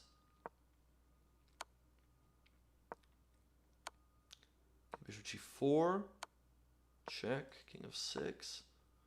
Bishop f5. Maybe white... Wait, maybe white can play this for a win. The pawn is getting all the way to h7. Bishop f6 is coming. King e5 though, still to draw. Yeah. Alright, this should be... Don't flag. Bishop g4. h6. This should be a draw. Wait. Oh, wait. Black at queen g7 and you collect the pawn. Okay, so white corrects himself. Goes king g6. Should be a draw. Bishop f8. Okay. Wait, but how? Wait, how is this a draw? Check here. Oh, wait. You just move the king and you collect the bishop. But now it's going to be white who will try to win. Wait, bishop d7. Very nice move. Blocking both the checks and keeping the bishop on the board. Bishop e8. Bishop f7. Check here. It's just a draw, yeah. They will just... King h8. White is still trying to win, but I think there's no way. Wait, what?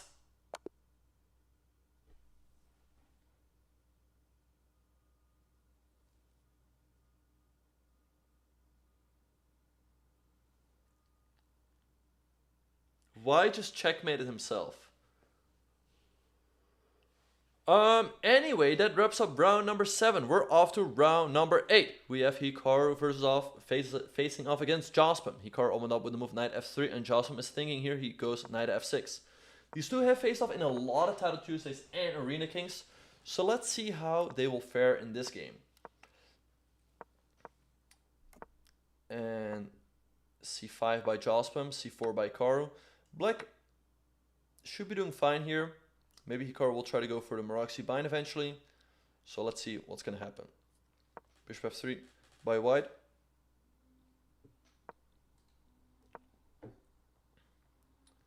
Okay, so a6. Chesscom preparing the b5 push in some cases. Should be a little bit more pleasant for white, but black is very, very solid here. And let's pull up the standings real quick. We see that after this round, we have 4 players in the lead. We have Hikaru Nakamura, caster, Dropzone, also known as David Paravian, and Chesscom in the lead with 6.5 out of 7. And then there's a pack of 5 players, one for time. Eric Hansen, Bornik, Bluebaum, and Tigra on 6 out of 7. And then there's a huge pack with players on 5.5. Okay, so queen e2 by Hikaru. Let's go rook fd1, put pressure on the pawn on d6. Knight c5 by Chesscom. b4 hitting the knight. Maybe knight e4.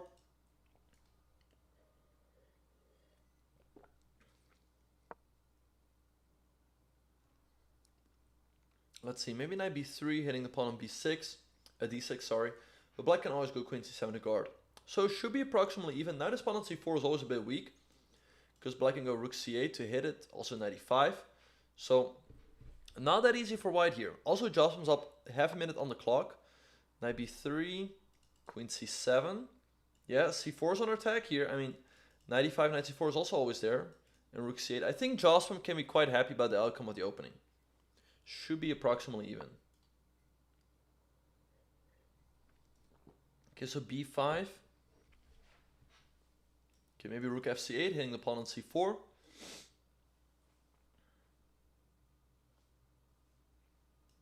So let's see, takes. I think rook f8 makes a lot of sense, just hitting the pawn on c4. But let's see what Chesscom will come up with. He goes rook fc8, hitting the pawn. How is Hikaru going to defend it is a good question. I mean, rook d4 looks kind of awkward. I mean, then black maybe has moves like knight e8 to hit the rook. You don't want to move this knight back, or the a4. Actually, a4, there's always tactics like this. So it looks quite problematic for Hikaru. He's also down 40 seconds on the clock. So let's see how he will deal with the attack on the c4 pawn.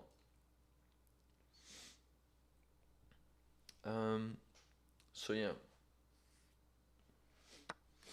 He takes on a6, but okay, black could take here. Yeah, Chesscom goes for it, take. Taking on d6, taking on a6. Black should be a little bit better, but it's not a whole lot. So let's see whether Chesscom creates some real problems here. Okay, just gotta take the pawn, I would think. I wonder what he's thinking about. I mean, why not just take an a6? I guess we will find out shortly.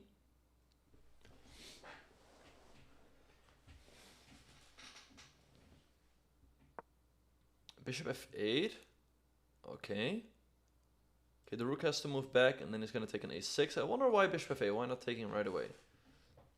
But anyway, this rook will have to move back. Maybe the d2 to go to c2, or just the d1. And once again, Hikaru's down 30 seconds on the clock. That could be a problem later on. Okay, now Chesscom has to take the pawn. Yep, he takes it. Okay, rook d1, hitting the knight. Maybe knight e5. Although there's some tricks for rook d8. And if you go king g7, you step on this diagonal. So let's see how Chesscom will deal with this. Maybe knight c5 is solid. Should be even, but rook a7, nice move. Knight b5, I guess you can take. Yep, h3 by Hikaru, making sure he can never get back rank checkmated. Bishop b7 by Chesscom, defending everything, nice and solid. And it's not that easy. This knight is always stuck defending this pawn. a4 by Hikaru, but once again, this knight is still stuck. So let's see how Chesscom will continue here. Maybe improve the position of the king a little bit, move to e8. Makes sense. Let's see, Chesscom also getting down to a minute. Let's see how this one will continue. Knight e5, hitting the rook. Maybe rook d4 to try to trade. Yeah, rook d4. Alright, so let's see. If white takes, black takes on, hits the bishop, so that is not ideal. Okay, Chesscom trades, knight takes. Okay, now this knight is improved. Maybe knight c4. But there's knight c6 always. Yeah, you gotta be careful of that. Rook d7 by Chesscom. Okay. Positions should be approximately even. Both sides have around 45 seconds. Maybe it's time for Hikaru to improve the king. Goes rook b1. Trying to hit the pawn on b6. Knight c4 makes sense. I guess he wants to go bishop c1. Should be even. The life standings are right here. Caster and Dropstone already drew. They're on 7 out of 8. And Hikaru and Chesscom and Andraken are right behind them with 6.5. Alright, so h5 by Chesscom, grabbing a bit of space. On the king side, knight g3 by Hikaru. Okay, he wanted to go knight e4, which is why knight d6 was chosen by Chesscom. King e2, improving the king. h4, knight has to step back. Knight e4, okay, trade. Then knight c3 will be a threat, although there is bishop b2. Knight b5 by white. Knight d5, threatening knight c3, which is why Hikaru goes bishop b2, hitting the pawn. f6 probably has to be played now. Maybe rook d1 in that case. f6, rook d1, bishop b4. f3 maybe to try. Okay, but then knight c5. Knight c5, and how are you going to defend the pawn on a4? Not easy. You cannot go e4, do the knight e4. Rook a1, defending the pawn. Knight b3, hitting the rook. Rook back, knight c5, rook a1. Is Chesscom just going to take the draw here or go for more? King f7. I think the correct decision. He's a little bit better here. He wants to go for glory. Bishop c1. Okay, but knight b3, rook b1 still holds. Bishop a5 by Chesscom. Looking very, very tricky. And it's difficult. Wait, but maybe now knight b3. I guess then you go rook d1. White is barely hanging on here. Rook d1 on the board. I mean, you can trade and maybe knight back, but okay, we see a trade. Hikaru getting out of the woods here. Rook takes. Maybe king e6. Rook c2, trying to go rook c6. Now this could easily flip the other way. Knight e7, maybe knight f5 to g3 in some cases. Rook c4. Wait, he's hanging the pawn. Oh, why? He could have played g5. Now Chesscom is in huge, huge trouble. Rook b8 and how? He's going to lose the second pawn. Rook c2, king. Wait. Taking the pawn on g2. But now the a pawn steps up the board. Rook a2 and a7. Oh, but rook b8 and a8 is going to come. And Chesscom is just lost. King c4, rook b8 and a8. And that's game over. Very, very tough loss for Chesscom, who was doing great in this game. He even declined a repetition at some point. He wanted to go for the win. But it's the way she goes. Hikaru grabs the lead with 7.5 out of 8.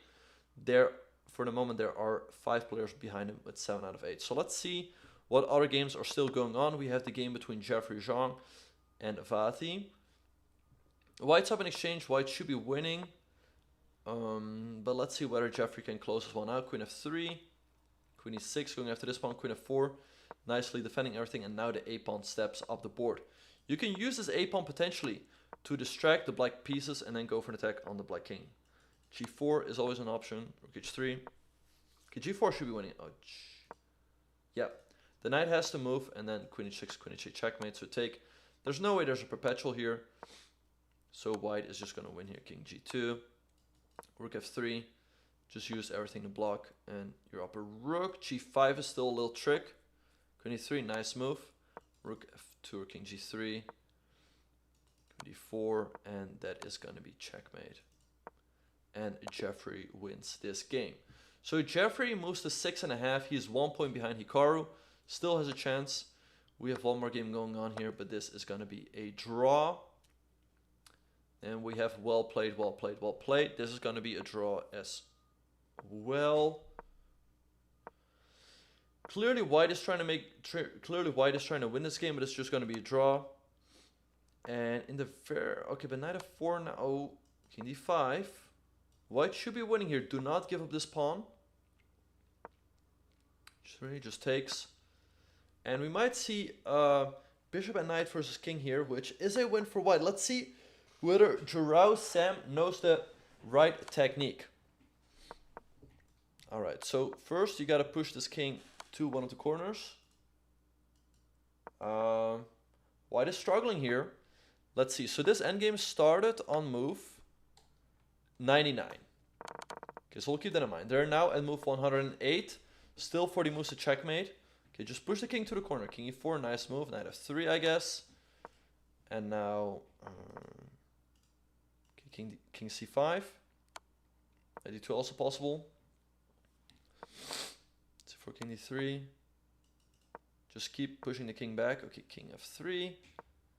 Knight f3 also possible, but okay, the king g3. You gotta try to control the squares around the king to make sure it doesn't escape.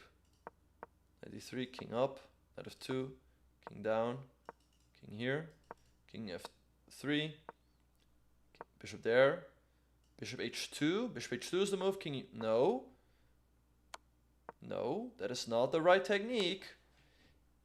He now has 20 moves left. Bishop f4, bishop h2, bishop h2, king e1, knight e4. Knight e4 is the move. Knight e4. No.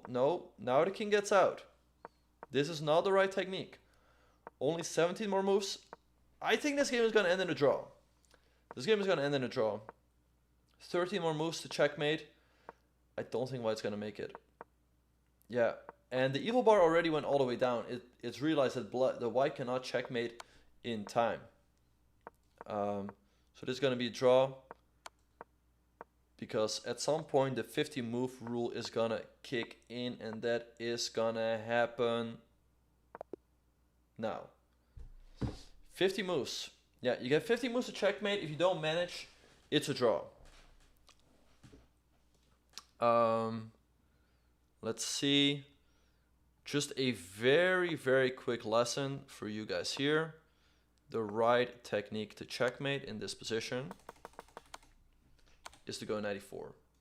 If the king goes here, you give a check. King here, you go king here. If king here, you go here. You go knight here. Make a waiting move. You just keep making the W. keep making this maneuver. So king here, check, here, here, here, here, here, here, here, here, here, here, here, check, here, and mate. Should be doable if you are a CM. But white did not get the win. This game was won by white. So that wraps up round number 8. We are going to be taking a very, very short break. But don't go anywhere, guys, for the last 3 rounds of Title Tuesday. We will see you at the other end of this break.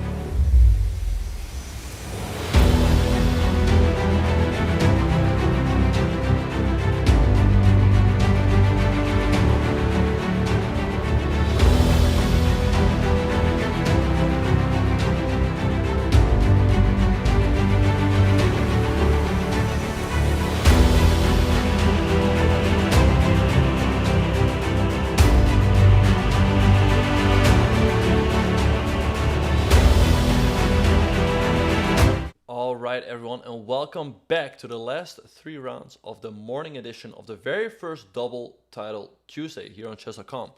Round number 9 is going to get underway very, very soon. And once again, Hikaru is leading the tournament with 7.5 out of 8. He is chased by Eric Hansen, Dropstone, Caster, Wonderful Time, and Tigra.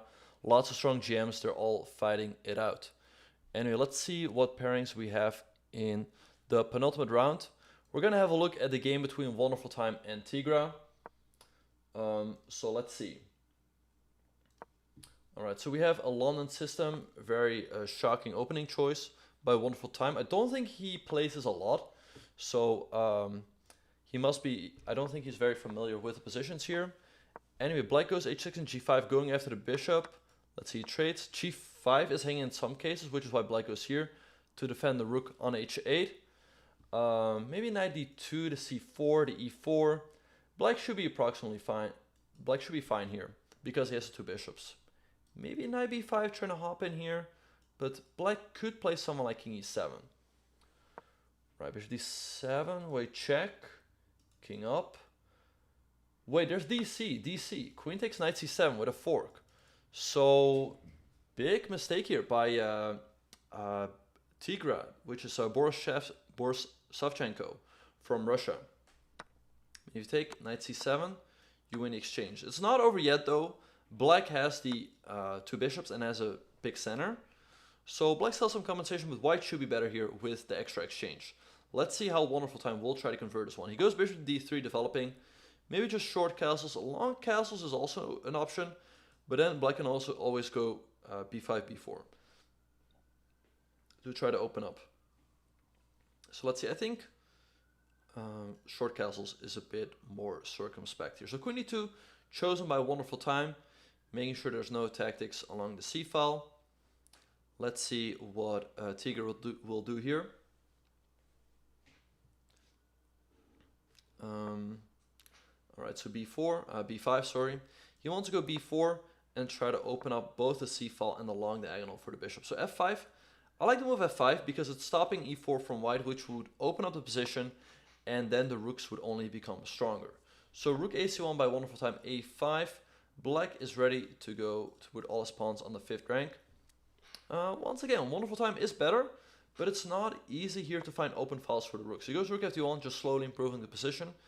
Maybe knight d4 at some point to hit the pawn on b5, because this trade would really favor White. It would open up the c file. So knight d4 makes a lot of sense. Black could respond to it by going knight e5 though. So let's see what Wonderful Time will come up with here. Move like queen e2 also makes sense, hitting the pawn. Let's see what he will choose.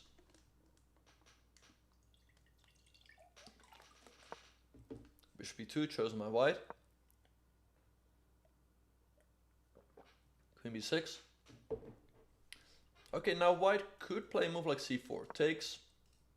He prepares it with the move b3. The reason was that if takes, he could take. Because then if you take, you hang the pawn on d7. Black goes g4. Maybe knight d4, knight e5 I guess has to be played. Now the question is, can White break with the move c4? I mean, Black can take twice. I don't see exactly why not. But maybe you can take, and some tricks like knight f5. But, wait, so let's see. Pawn takes, bishop takes. He does not take the pawn. Okay, he goes b4. c5 at some point for White. Maybe knight b3 to prepare it. Yeah. Knight b3, nice move. He's ready to go c5, hit the queen. And then b4 starts hanging. Queen d6 comes into the position. This is looking very, very problematic for Black. Queen b8. Okay, so knight d4 now is ready to go c6. And here's really where the extra exchange comes into play. The position is opening up. The king is weak. These pawns are weak. So Wonderful Time should be on his way to a victory here. And maybe he can get closer to Hikaru. Right, so let's see what's going to happen here. Tigra is taking his time here. c6 could be a threat potentially. Queen b7 played. I mean, you could take queen d6, but then they're still here. That doesn't really work out. c6 you can take. Once again, White should be winning here, but he still has to convert. Maybe rook b1. There's still rook b8 though, or you take, but then white takes. That's not ideal. Knight c2, there's b3. Maybe e4, going after this pawn, but I guess you take with the queen. Let's see, can Ming get a win here? Okay. He's getting under a minute.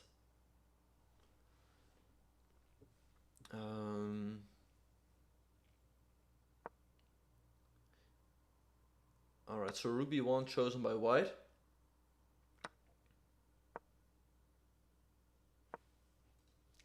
And rook, and the other rook to b1, ready to go rook b7 or rook b8, trying to infiltrate the black position. Things are looking very okay. Knight c4, but take, maybe even take, go into the endgame, and then rook b7 looks quite strong. Let's see what he is gonna do here. I guess take, and rook b7 looks quite good. Okay, goes rook b8 right away. Queen c5, I'd assume. Yeah, which is chosen by black. Rook b7, putting pressure on the bishop. Guess you have to go queen c8. I mean, if you take pawn takes, then you can always take here. I think the queen has to drop back. But once again, this should be winning for white. The king is also getting extremely weak. You can take the pawn on d4, but then you hang the pawn on h6. Or actually queen d4, maybe rook d1. Because after take, you cannot protect the bishop. You could take with the rook, but then queen h6 looks crushing. Your king is just getting hunted down. So, pretty sure Ming is going to win this game. Queen takes h6 looks crushing. Queen g7 is already game over, I think, because if you go back, there should be a checkmate. He gives a check there. Queen e7 and checkmate. And Ming wins his game. He moves to 8 points out of 9. In the meantime, let's see. Hikaru and Dropstone drew their game. So Ming is sharing the lead with Hikaru for the moment. And I don't think there's anyone who can catch up with them for now. Let's see how Fair Chess Andreken is doing. Okay, this is just going to be a draw. Even if the players would win, they would still be behind Hikaru and Wonderful Time. I don't think Hikaru and Wonderful Time have played already, so it's pretty much guaranteed that they will play in the next round.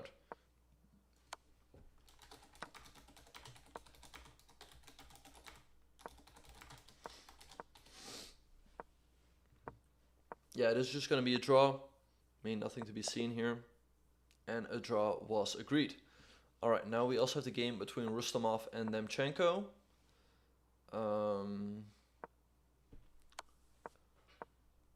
Okay, black should be winning here, but still has to convert. Which is never that easy with just a couple seconds on the clock. But, oh, there was a free knight. There was a free knight. Okay. Knight of 3. Wait, e7? E7? Wait, and suddenly white can win this game. This is completely flipped around. e3, I mean, white is stabilizing the position now. Okay, black still has 2 pawns though, but these pawns are not going anywhere for the moment, but how are you going to collect them? Like, let's say you just sit queen e3, f4, then maybe improve the king. This should be a draw. If anyone can win, it's probably still white, although it's not out of the question that black can win. I mean, the king is stepping up the board, but can black win this, realistically speaking? Wait, okay, he didn't hang this pawn. Okay, check, king back. Before the guard, king e2. Almost flagged there, play with 1 second. 0.9. Wait, the evil board was not a fan of that move. Maybe knight d2 to... No, wait. Oh.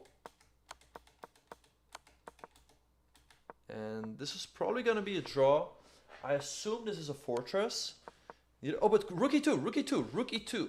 This is the move they missed earlier. Rook e2, if the king steps back, there's rook e5. If king d3, then check here, rook e5 and rook e5. And now this should just be a draw. Wait. I was just wondering. Okay, it was black's move. Wait, and rook e5, it's on the board. And all of a sudden black is losing because you're just losing the queen. And then one after another, you're going to lose all your pawns. Just maneuver the knight around. Wait. Okay, his bishop and knight are holding everything. Now the king is just gonna walk around, pick up this pawn, potentially pick up this pawn, and this should be an easy win for white. Demchenko playing this out till checkmate, but yeah, Rustamov is just gonna win this game. And indeed he does. Very shocking game, very up and down. Black could have taken this knight at some point, but Rustamov moves to 6.5 out of 9. Anyway, round number 10 is underway. We have Hikaru versus Wonderful Time. Let's have a look at that game. So the game between the two leaders, Hikaru starts off with a move e4. Let's see how Wonderful Time is going to respond. I think e5 or c5 are his two main guns. Knight f6. Aha, so this is referred to as the Nimzowitsch Sicilian. Bit of a dubious line, to be honest. But the trick is, if you take black goes these... I thought the move was queen b6, actually. But d6 chosen by Wonderful Time. Now if white takes, black wants to go queen b6. And his pawn on f2 is surprisingly difficult to protect. Anyway, Hikaru in the tank here. He takes on b6, queen b6 by black, hitting the pawn on f2. Once again, this pawn is really difficult to protect. You can throw in a check, but I guess black just sidesteps. Queen d2 is a move, but it's a bit awkward. Black is going to castle and then go rook e8 very quickly. So a bit surprising that Hikaru went into this, if he didn't know the exact theory. But let's see how he will handle this position.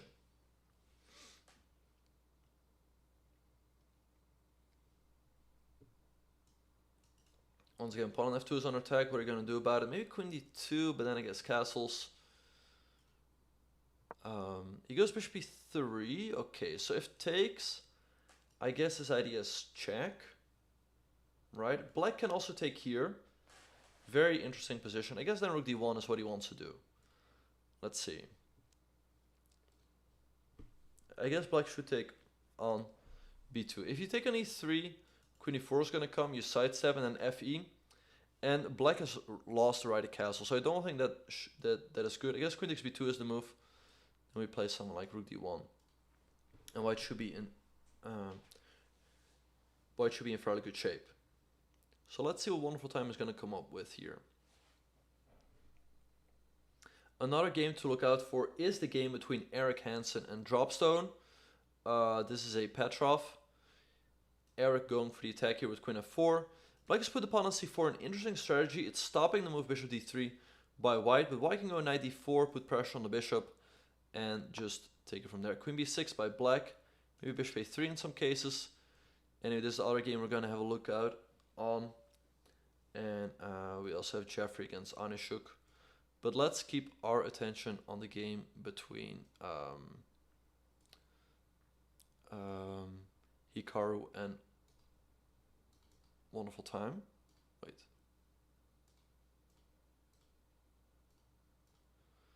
Okay, so a trade happened on e3. Now black could take, but I guess bishop e2 by white. But then black can castle, and how is white gonna get castled? Is the big... maybe white wants to go queen d3, and after take, rook d8. You go long castles, and after takes, there's this tactic. So let's see what Wonderful Time will do. I mean, he is down 2 pawns for the moment. He has to grab one of the pawns. He can take this pawn or this pawn. Let's see which one he will choose. I think it's more likely that he will take here. But once again, after bishop e2, I'm not quite seeing it. Because white goes queen d3 very quickly. Okay, bishop e6 by Ming. Hitting the queen. White has d7. And after takes, it gives white the time to give a check. And then go queen side castling, which looks fairly good. Could also go queen e4 right away. Hikaru goes for d7. King, okay, so Ming takes. Guess queen e4 is the move, guarding this, and then you can castle on the next move. And white is up a pawn. And I don't really see black having sufficient compensation here. So Hikaru gives the check. Bishop e6, I guess. I mean, you have to block somehow. Knight e7 is fairly passive, because you cannot get out of the pin easily. And yeah, Hikaru's just up a pawn. So let's see whether he can convert this one and take a big step towards winning this Title Tuesday.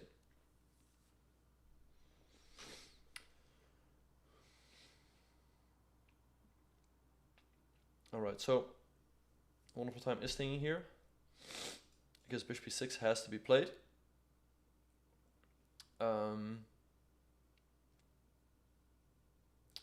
Anyway, Wonderful Time is thinking here. I mean, moving the king. Okay, so bishop b6 played, long castles by Hikaru. Once again, he's just up upon black king castle, but then there's always moves like knight g5 you have to watch out for. So, not easy at all. Let's see what Wonderful Time is going to do here. And he's down to 23 seconds. Hikaru still has a comfortable 127 on the clock, so looking very, very good for Hikaru. Queen c5. Okay, so now he's ready to castle, because there's no knight g5 tricks. So maybe move like a3 for Hikaru, making sure this is always guarded. There's no knight b4. Knight d4 shows my black, but I mean, you can take. Bishop d3 also looking unpleasant. Yeah, Hikaru threatening checkmate. g6, then you take, and you're just up 2 pawns. Is there even this? And rook d7. Anyway, rook h1, the more practical approach. Rook a8 way, but now it's not that easy. Because your queen is under attack, and if the queen moves, you hang e3. White would still be up a pawn, though, with a better king. I mean, the black king is quite exposed. But once again, things are not that easy. If you move the queen here and black takes, king b1, after takes here, you cannot take with the rook, because you get back rank checkmate. You can still take with the bishop and yourself a pawn, but your pieces do get pushed back a little bit. Hikaru getting down to 40 seconds. Let's see where he will go with the queen. If check, there's rook e7, and actually, well, there's still queen g4. Anyway, let's see what he will do. Queen b3, okay, queen e3, king b1, and he has to take with the bishop, once again. Because if you take with the rook, queen e1 would be checkmate, and he's just up a pawn here. Queen e2, do not take this queen, because of checkmate, but someone like queen d3 should hold. Queen f3 would also not be a good move to the rook e1, queen d3, chosen by Hikaru. So it takes, and once again, you're up a pawn in the endgame, and good chances to win. So it takes, rook e7, maybe c3, king c2, proving the king goes a3, knight e5, bishop e2, h5, maybe b4, expanding a little bit on the king side, ready to set the king off the board. King b2 looks very natural here, c4, okay, move the king up, I guess. Yep, there he goes. Rook d4, nice move. Rook g4 check now. Aha, bishop f3, maybe. Okay, g5, not over just yet. Rook e4, okay, you cannot trade the rooks, I would think, because that just loses. Rook d7, king c3. Hikaru slowly but surely improving the position. Bishop c2, knight g6. Knight is ready to hop to f4. Okay, you cannot trade the rooks. Oh, but rook d6, that's game over. You're gonna lose the knight. So Hikaru wins game number 10 and moves to 9 points, taking a huge step to winning this Title Tuesday. Anyway, let's have a look at what's happening in the other games.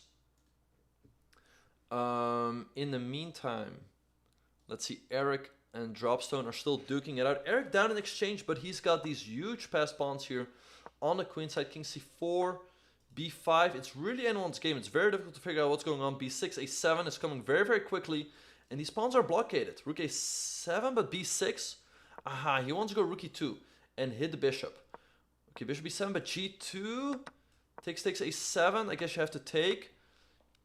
Alright, so this h pawn is not going anywhere, but where is this pawn going? King b5, he's stepping the king up the board. King e6. Rook f1 by Eric. Rook g2, but wait, isn't that just hanging? Wait, take the rook, and this pawn is going to promote. It's not over just yet. Rook f7 check. Queen. Okay, now you queen, and you can always just trade down and win. There was actually checkmate in 2, but this is an easy win. Nothing to worry about. So yeah, Eric is going to win this game and move to 8.5 out of 10. Only half a point behind Hikaru. So maybe they will face off in the very last round. In the meantime, we see that Jeffrey Zhang has also won his 10th game. Also only half a point behind Hikaru. So he could also play him in the last round. And Eric wins his game, moves to 8.5 out of 10. Just half a point behind the leader, Hikaru. Let's see. Renato Terry is too far out. He is having the rook. He has a rook and 2 knights versus a rook and 3 pawns. Should be a draw. Black should be able to trade off one pair of pawns at some point. Then we'll have rook and knight versus rook. But, I mean, we know that white can still try there. Rook g3. Not over just yet. Your king gets pushed back to the last rank. But here comes a good trade. Should be a draw, but you never know with little time. Okay, knight h6 is a threat. King f8, get out of dodge. Check, check. Knight e3, hitting the rook. Step out of the way, maybe g5. Should be a draw, but still chances for white. Once again, it's never easy with little time on the clock. F5. Maybe move the king around this way. Okay. So knight e6. Yeah, but now the king steps up. Go on. King up. King back. Should be a draw, but you never know. g5. Okay, check, check. You can just check him from the first rank. g7. Okay,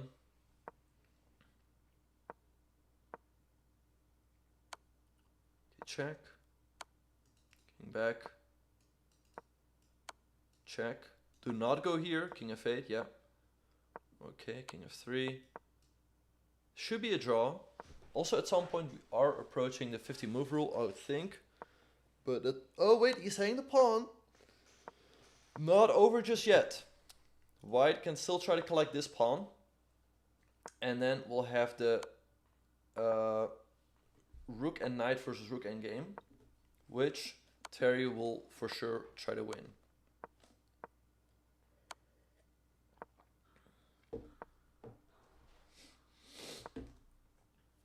Okay, but it's starting to look very tricky because the king is cut off on the back rank. Wait.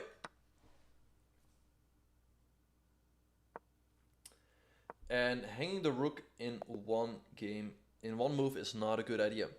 Anyway, that wraps up round number 10. If we have a very quick look at the standings, we see that Hikaru is in the lead with 9 points. He's chased by Jeffrey Zhang and Eric Hansen with 8.5. And Jeffrey and Hikaru are playing each other in the last round. So let's have a look at that game. Jeffrey opens up with e4, e5. Let's see what's going to happen here. If Jeffrey wants to win Title Tuesday, he has to win this game. He could also decide to play it solid. Let's see what's going to happen. I mean, there are some drawing lines here, like d4, knight d6 take, here a4. This is a known draw. Let's see what Jeffrey's going to do. Is he just going to keep it solid, or is this just going to be a draw? Takes. This is a known draw. And then queen e4, queen e6, and the repetition. Let's see what Jeffrey's going to do here. I mean, a draw will guarantee him... I don't know what a draw will guarantee him, but probably second place. Or, wait, Eric Hansen could win and then overtake Jeffrey.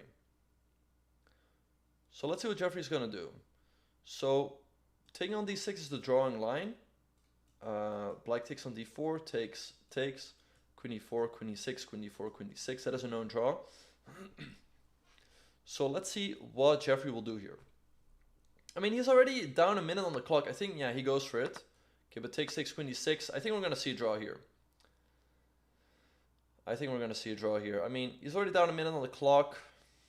Probably he doesn't fancy his chances against Hikaru. Yeah, queen e4, queen e6. Queen e4, queen e6. There is the move queen e3, which is tricky, but given the fact that he's already down a minute on the clock, he's probably going to take the draw here, yeah.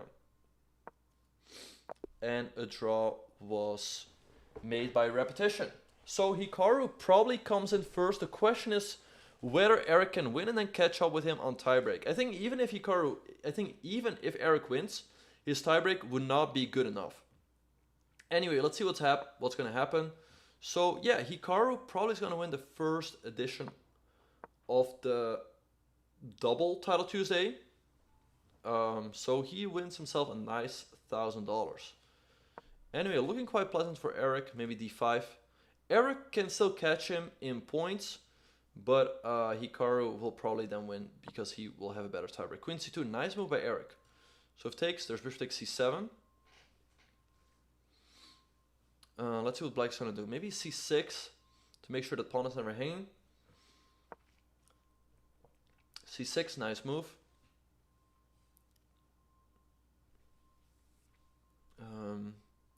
Let's see what white is gonna do. Maybe just develop. White should be better. It's quite pleasant development. Knight c3. Okay, so we see a trade on d4. Knight e5, rook 81. Guess queen e7, the f7 makes sense, getting out of dodge. Let's see what Bogdan is going to do here. Eric also up half a minute on the clock. So yeah.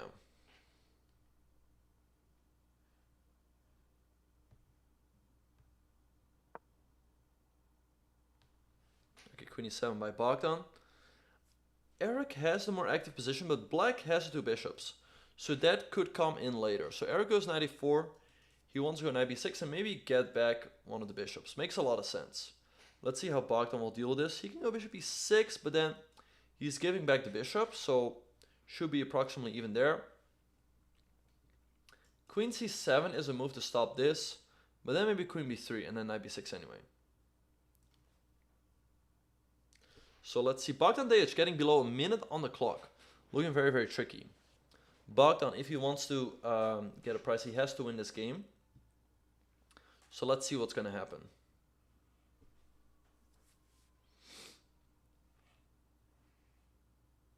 "30 seconds. Eric still has 2 minutes on the clock. So I'm liking the chances here for Eric.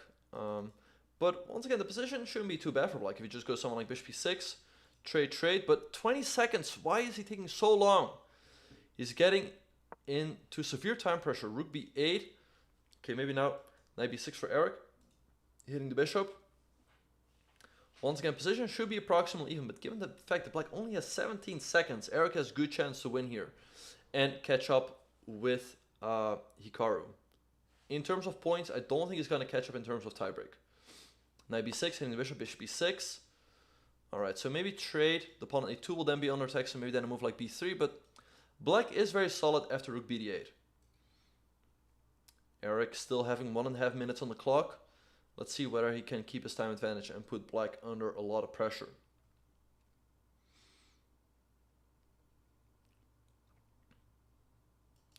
So take on e6, I think. Okay, Eric getting... Still has 1:15 on the clock. He's got to try to keep the time advantage. He's probably contemplating whether this trade is good. Okay, so now he trades on e6. But that position could be tricky if black somehow gets the bishop to d4. Okay, rook d7. Okay, black could take the pawn, but that should be fairly risky. I like this approach by Eric, especially given the fact that black only has 10 seconds. c5 hitting the knight, but maybe queen c4. The endgame should be quite nasty. Or queen b3 by Eric. Nice move, trade. e5 is weak. Okay, knight's under attack. Knight has to go, knight c4, b5. And you get pushed back even further. Knight e3, I guess. a6 is now a weakness. Maybe rook a7 or trade and rook a1, but there's always rook a8. Eric should be better. Okay, trade, rook d1, nice move, hitting the bishop. Rook b6 perhaps. Guess rook b6 has to be played. Knight f5 could be a tricky move, forcing the bishop away. So then you can enter with the rook. Knight f5, nice move, bishop f8. Rook d7, I guess. Rook d8, king here. I guess rook d7. Let's see what he's going to do. Rook d8 on the board. King f7, maybe rook c8. Making sure these pawns are always under attack. The knight can always hop around the d5. Quite an unpleasant endgame for black. And c4 play with 1 second on the clock. Take. He wants to trade the c pawn for the b pawn. After which he will have a passed a pawn. But then, like rook c7 check. Not easy. We see a trade. King on c4. Rook takes b2 check. King g8. Rook a7. But rook a2, I guess. Everything is defended in the black position for now. 20 seconds for Eric. Let's see what he will do. Rook c8, king f7. Is he just going to make the draw here? I don't know how this is going to play out in terms of tiebreak. Fabiano Caruana also finishes with 9 points out of 11 games. Eric should have the better tiebreak. So a draw might still give him second place. A draw should still guarantee Eric second place, but you never know. Rook a8, a4. The a-pawn is pushing up the board. Just got to be careful here. Knight d6. a3, knight c4, but this a-pawn is getting very far advanced. Rook c2, rook e2, hitting the pawn. If you take, there's rook here. King of, but rook a2! Oh, there's rook f8, This should be, no, but, no. Eric's gonna lose here. I don't think he can hold this. It would have been much better to give up the exchange. And then take the pawn on e5. Okay, it's not over yet though. f4, f4, this might still be a draw. King up. Might still end in a draw. Rook b3. c4, the trade should probably be a draw. Rook a3 maybe. Okay, h5. Trading pawns is good here for white. Wait, e5, e5. Wait, this could still be Eric's game to win. Rook b7 check, rook b7. White should be winning. King 6 hg. This g pawn is just pushing up the board. Bishop f2. Let's see, g7, rook there, f5, but take. Rook f7, aha, he wants to go rook there, king h5, nice move.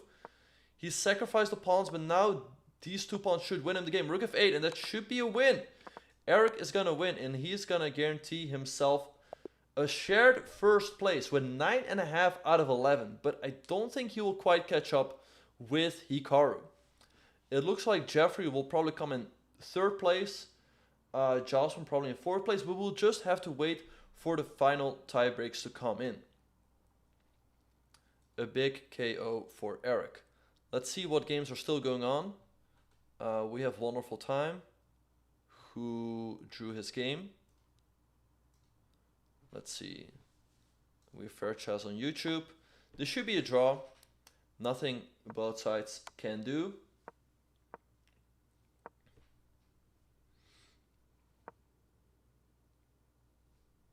F6. Wait, this is starting to look very tricky now for Injich. Might still be a draw. F7 is a threat, so you gotta go king back. Okay, king back. Okay, he's trying to move the king around. Is this a draw or can white still win this? Okay, he's hitting the rook. Knight here, trying to be tricky. Okay, move the rook back. King up. But you are pinned, so okay, knight c6 maybe. Check. King e5. King e6 maybe. Should be a draw, but king d5. With little time on the clock, you never know. c5. How do you make progress here? Rook a5. k4. But once again, this game is not going to matter for the standings. If Andrejkin wins, he moves to 8 out of 11. But that is not gonna help. I mean, that's not gonna give him a prize. Knight c6, okay. So he's sacrificing this pawn, but he'll get the pawn on g6, but king e7? Rook f5 takes. g4, this should be a draw, but still some tricks. If you take f7, wait, this is very difficult. Knight e5, these pawns, I think white's gonna win this game. It just looks to king f7. Knight h6, aha, very nice. g8, so Andrejkin is gonna win this last game and move to 8 out of 11, but it's not gonna be enough for a prize. So that is that. We still have one more game going on. We have some trolls here who are just postponing, who are just stalling Title Tuesday, and white wins. So the final standings are in. Hikaru Nakamura wins the very first edition of the Double Title Tuesday. Eric Hansen finishes on the same number of scores, same number of points. But Hikaru has a better tiebreak. So Eric comes in second, still a very, very good performance. Jeffrey Zhang comes in third. Jospam comes in fourth. And Fabiano Caruana comes in fifth place, which still guarantees him a prize. Anyway, guys, yeah, so congratulations to Hikaru Nakamura winning this Title Tuesday. So yeah, we are gonna wrap up here. Anyway, I hope you all enjoyed the show. If you did, feel free to give me a follow. My Twitch channel is linked here below. Feel free to check it out. Anyway, we are gonna wrap up. I hope you all enjoyed the show, and we look forward to seeing y'all in a couple hours, in 4 hours, for another Title Tuesday. So stay tuned for that. Anyway, we'll see you guys later.